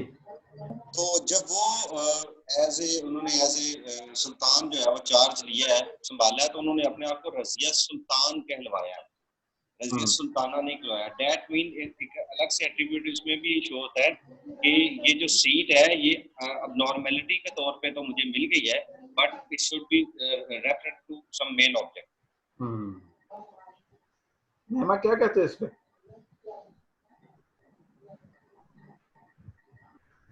ओके चलो आगे कुछ आ रहा है। अच्छा चलें जी। अच्छा 2-3 बातें मैं आपको बताता हूं कि how they are going to reject everything. अच्छा इसको जरा समझना है आप लोगों ने। ये जो डेरिडा था वो ये कहता था ना कि फिलॉसफी जो है it is basically based on fiction, और ये मेटाफिजिक्स है और ये सारा कुछ ये कर रही है। तो फिलॉसफी जो है हमें कुछ नहीं दे रही, it is not going to give us, ये हमें कहीं लेके नहीं जा रही, ये हमें कोई इंटरनल ट्रुथ की तरफ एक्सेस नहीं दे रही, ये सारी वो। अच्छा मैं देखें यहाँ पे एक डिफरेंस ऑफ ओपिनियन मेरा ये है कि जो फूको था ना, फूको का जो कॉन्सेप्ट है ये वो बेसिकली नॉन बिलीवर था, एथिस्ट था, और वो अपनी विजडम के मुताबिक इन चीजों को मैयर कर रहा था। हमें उसकी सारी चीजों को we don't have to take as it is, उसको नहीं लेना।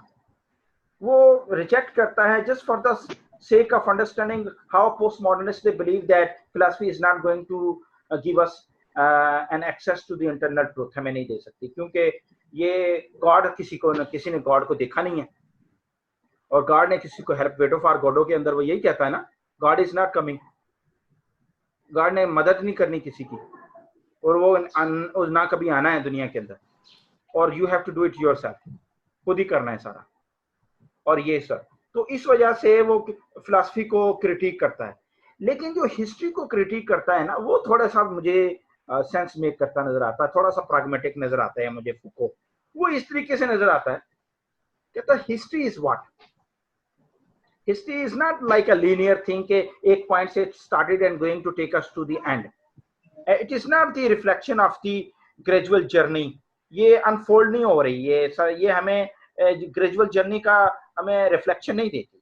Basically post modernist they believe that history is again biased, ये भी बेस्ड ऑन रप्चर्स हैं, ये रप्चर्स हैं। हिस्ट्री किसकी है? इधर it is the history of villain, इधर it is the history of hero. And if the villain was standing in front of hero, the villain was having thousands of men, and hero was having thousands of men, hundreds of men. तो what about all those man जो just for their cause died, but history is not talking about that, history उसकी बात नहीं कर रही। तो उसको वो ये जो फूको का ये मानना था कि हिस्ट्री के अंदर कोई ओवरऑल पैटर्न नहीं है, कोई एंड पॉइंट नहीं है, कोई डेस्टिनेशन नहीं है, कोई ये लीनियर ग्रेजुअल जर्नी नहीं है जो हमें एक पॉइंट से लेकर दूसरी पॉइंट तक लेके जा रही है, और इसके अंदर कोई लॉजिकल प्रोग्रेस नहीं है of human race. It is full of ruptures, biased, ये रप्चर्स के साथ है, बाइस्ड है। वो ट्रेडिशनल हिस्ट्री को खत्म, वो ये कहता है अगर तुमने एक्सेस लेनी है और पता करना है कि how history is biased, is based on ruptures, contradictions है हिस्ट्री के अंदर, तो फिर जीनियोलॉजी को अडॉप्ट करो। Genealogy would be tracing the discontinuities. Genealogy would be fulfilling the discontinuities. Discontinuities को fill करेगी, ruptures को fill करेगी, and it would be giving us the way to find out why the voice of the marginalized, thousands of those marginalized who died just for the sake of the grand cause of hero, उनकी भी ये बताएगा हमें. And this is how we would be having a better understanding whether the people they were willing to go to war or not. Whether that cause was right or wrong. अभी तो हमें सिर्फ hero ने slogan दे दिया और फिर we started to fight for it. तो वो ये कहता है इस रप्चर को फिल करो, ट्रेडिशनल सोसाइटी के इस रप्चर को फिल करो।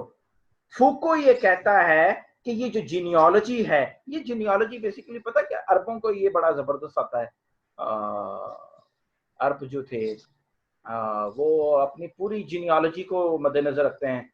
उस्मान बिन अफान बिन कादिर बिन मुतलब बिन अली पता नहीं ये इस तरह है। तो ये वो जीनियोलॉजी है। वो कहते हैं इसको, इस जीनियोलॉजी को, नॉलेज को अडॉप्ट करो हिस्ट्री के अंदर, एंड देन जो निग्लेक्टेड सेक्शन ऑफ सोसाइटी थे जिनको हिस्ट्री में डिनाई किया गया इफेक्टिवली और कलेक्टिवली, वो आपको फिर पता चलेगा, और फिर आपको पता चलेगा कि ये किस तरीके से है या नहीं है। अच्छा, हिस्ट्री के बारे में एक दो टर्मिनोलॉजीज बड़ी यूज हुई हैं कि जो फिलॉसफी है वो फोटोसेंट्रिक है और फिलॉसफी लोगोसेंट्रिक है।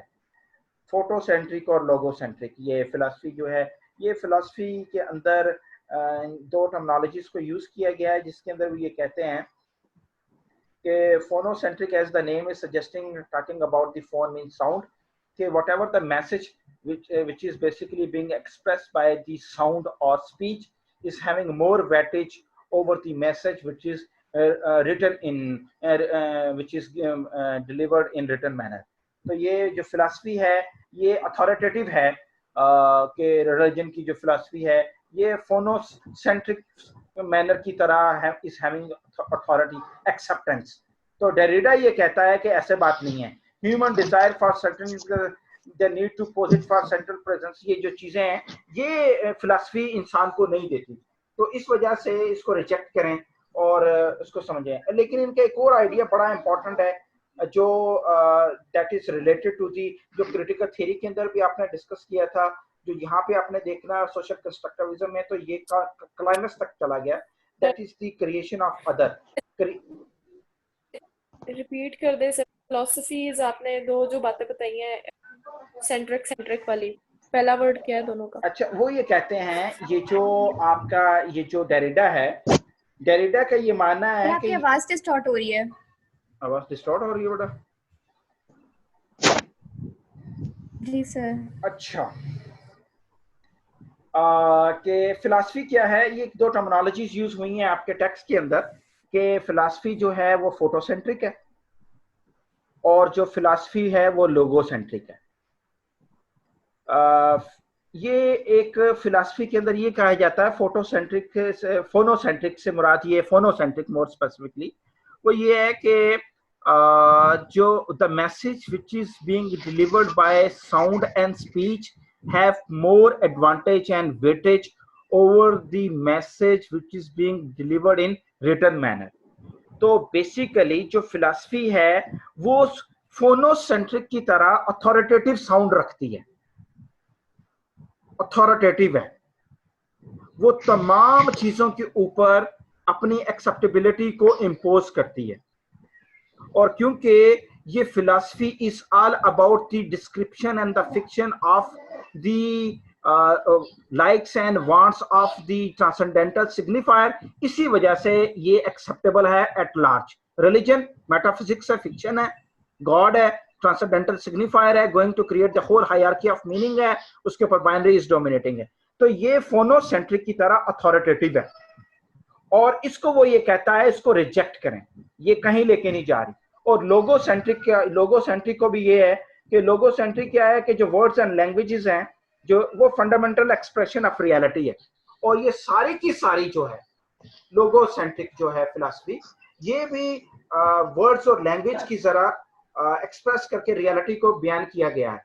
तो जो फिलॉसफी है वो फोनोसेंट्रिक भी है यानी अथॉरिटेटिव है और इसके अगेंस्ट कोई पैरेलल फिलॉसफी एग्जिस्ट नहीं करती, कोई भी फिलॉसफी ले रहे हैं, और लोगोसेंट्रिक और इसकी acceptability at large by everyone है, कोई भी बंदा इसको रिजेक्ट नहीं कर सकता। बच्चे समझ आई मेरी बात की क्या मैं कहना चाह रहा हूँ कि अगर मैं बता पाया हूँ सही तरीके से? जी सर, थैंक यू, समझ आ गया। नहीं ये नहीं सर कुछ भी नहीं है। फोनोसेंट्रिक से मुराद क्या समझ आई है नाइमा, आप बताइए जरा। सर फोनोसेंट्रिक का बेसिकली मतलब ये है कि उससे पहले तो क्या है कि philosophy is all about giving power to transcendental signifier, और इसमें दो बातें की, फोनोसेंट्रिक और logocentric. Phonocentric is basically the message that is being delivered by sound and speech, और वो ये कहते हैं कि this message has more advantage and authority over the others that are being delivered. और जो लोगोसेंट्रिक है नहीं तो इसको फिलॉसफी से कैसे अटैच करेंगे आप? तो फिलोसफी जो है बेसिकली ट्रांसेंडेंटल सिग्निफायर जो है वो it is giving power to transcendental signifier. तो लुक वो ये कह रहा है जिस तरीके से एक डिस्कोर्स किया जाता समझा जाता है कि जो फोनोसेंट्रिक मैसेज है वो मोर वेटेज रखता है ओवर ऑल अदर मैसेजेस, ठीक है। जैसे कि ये एक पैटर्न है अंडरस्टैंडिंग का कि phonocentric message is having more weightage over all other messages जो रिटन फॉर्म में। इसी तरीके से जो नॉलेज ऑफ फिलॉसफी है वो अथॉरिटेटिव इन वॉइस है, is having more weightage over all other knowledge. इस वजह से इसकी एक्सेप्टेबिलिटी एट लार्ज है। लेकिन वो ये इसको क्रिटिसाइज कर रहे हैं, ये जो डेरिडा वो ये कहता है ये फिक्शन है, इस चीज को समझें आप और इसको डीकंस्ट्रक्ट करके हिडन मीनिंग समझें और फिर समझ आ जाएगा कि it is always talking about the transcendental signifier, nothing about the other people. और इसी तरीके से एक और वो जो लोगोसेंट्रिक की वो बात करते हैं कि वर्ड्स जो हैं, जो फिलॉसफी की जो वर्ड्स और लैंग्वेजेस हैं वो फंडामेंटल एक्सप्रेशन ऑफ रियलिटी हैं, लोगोसेंट्रिक हैं, फंडामेंटल एक्सप्रेशन ऑफ रियलिटी हैं कि इसकी जितनी की जितनी जो hierarchy of meaning is being constructed they are based on logocentric और वो they are fundamental expression of reality. और इसको समझने के लिए whether it is fundamental expression of reality और not, we have to have a deconstruction of this whole language and discourse and only then we. इसी वजह से वो फिलॉसफी को क्रिटिसाइज करते हैं, कहते हैं फिलॉसफी फोनोसेंट्रिक है, लोगोसेंट्रिक है, लेकिन डिस्कोर्स करके we would be finding out the hidden meaning, the actual meaning of this thing, and then we would be finding that the whole fiction hierarchy of meaning is just giving privilege to the transcendental signifier, nothing else, और किसी चीज को नहीं दे रही। ये मैं कहना चाह रहा हूँ। समझ आई? जानशेर ने कहा था कुछ समझ में नहीं आई।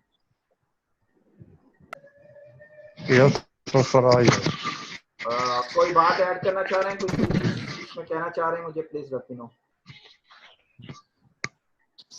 मलिक साहब, मलिक वकार। जी सर जी। वकार की कह रहे हैं, कुछ समझ आइए की कह रहे हैं? जी सर समझ आ रही है। की आ रही है, दसो जरा ना। अच्छा जैन कुछ कहना चाह रहे हैं? हाँ जी जी जी।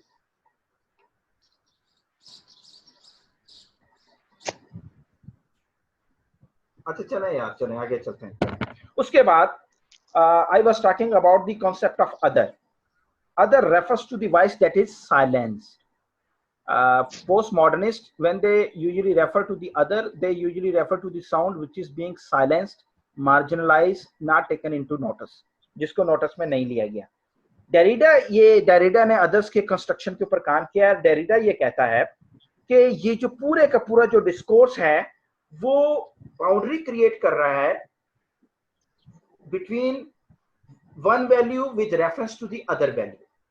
और इसके दो स्टेप्स हैं. पहला स्टेप ये क्या है, ये जो बाउंड्री है, that boundary is basically based on the dichotomy. Dichotomy के ऊपर बेस करता है. और जो डाइकोटमी है, वो जो डाइकोटमी है वो अगेन बाइनरी है और उसके ऊपर हायरार्की ऑफ मीनिंग है. और जो फर्स्ट टर्म है वो एक्सेप्टेबल है, जो नेक्स्ट टर्म है वो इंफीरियर है, नॉट एक्सेप्टेबल है. तो यहां से जो कंस्ट्रक्शन ऑफ जो अदर हो रही है, construction of other is all about the difference. क्योंकि जब तक अदर नहीं होगा तो सेल्फ नहीं होगा. सेल्फ ने अपने आप को असर्ट करने के लिए अदर क्रिएट किया. सर सेल्फ आइडेंटिफिकेशन के लिए अदर जरूरी है.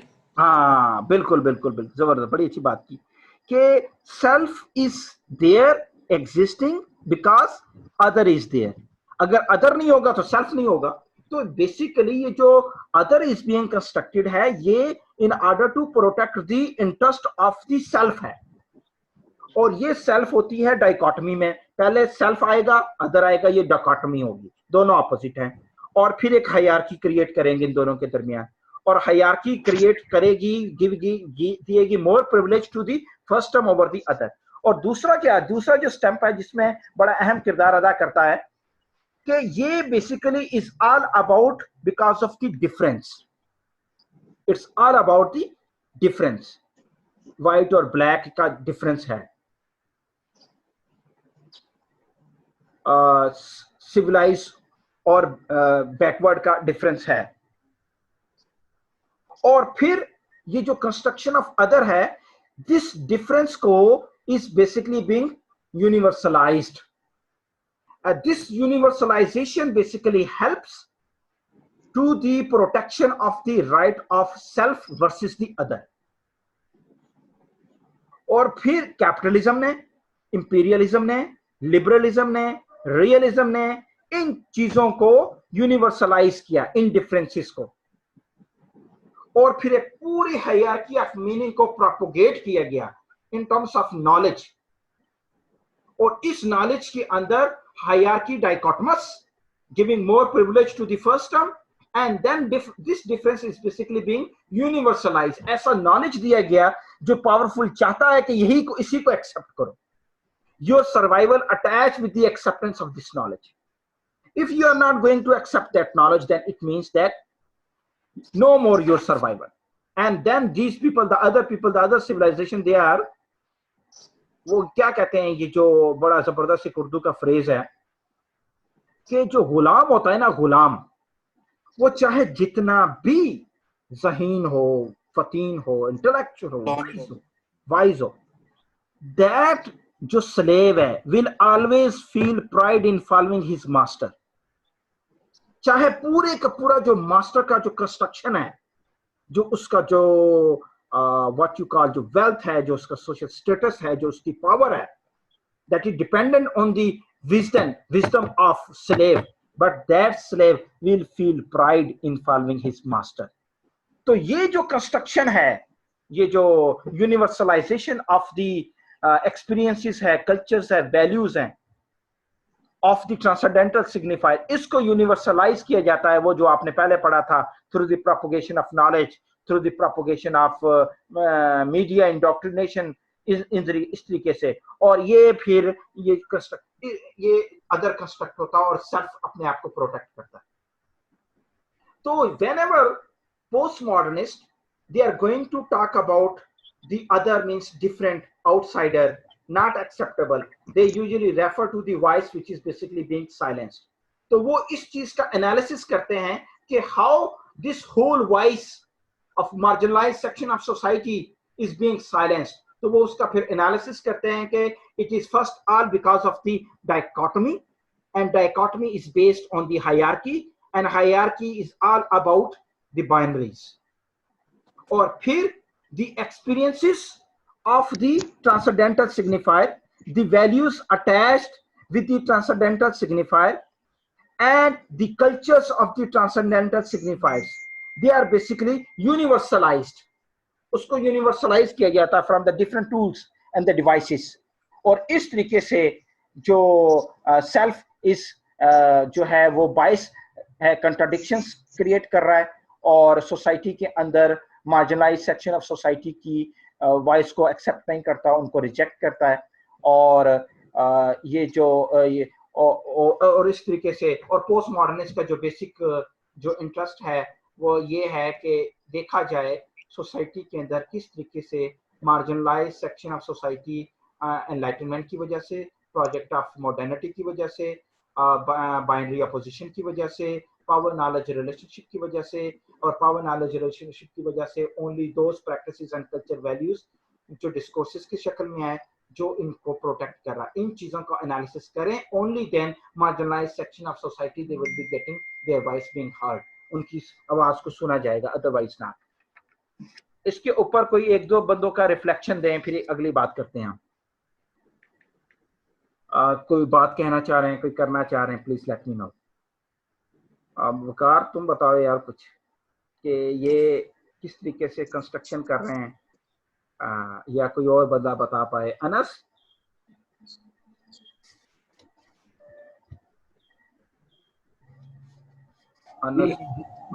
जी सर, मैं जी सर आपका लेक्चर सुन रहा हूँ। अच्छा अनस, ये कुछ समझ आया आपको, ये क्या कर रहे हैं कि जी सर सेल्फ एग्जिस्ट करता है किस वजह से? क्योंकि अदर है। जी और अदर एग्जिस्ट क्यों कर रहा है? क्योंकि दोनों के दरमियान डिफरेंस है। एग्जैक्टली। और ये डिफरेंस जानबूझ के क्रिएट किया गया, सेल्फ कंस्ट्रक्टेड। हाँ, इसको क्रिएट किया गया और क्रिएट सेल्फ कर रहा है in order to protect his interest, और फिर अपने इन एक्सपीरियंसेस को, वैल्यू सिस्टम को, कल्चर को वो यूनिवर्सलाइज करता है।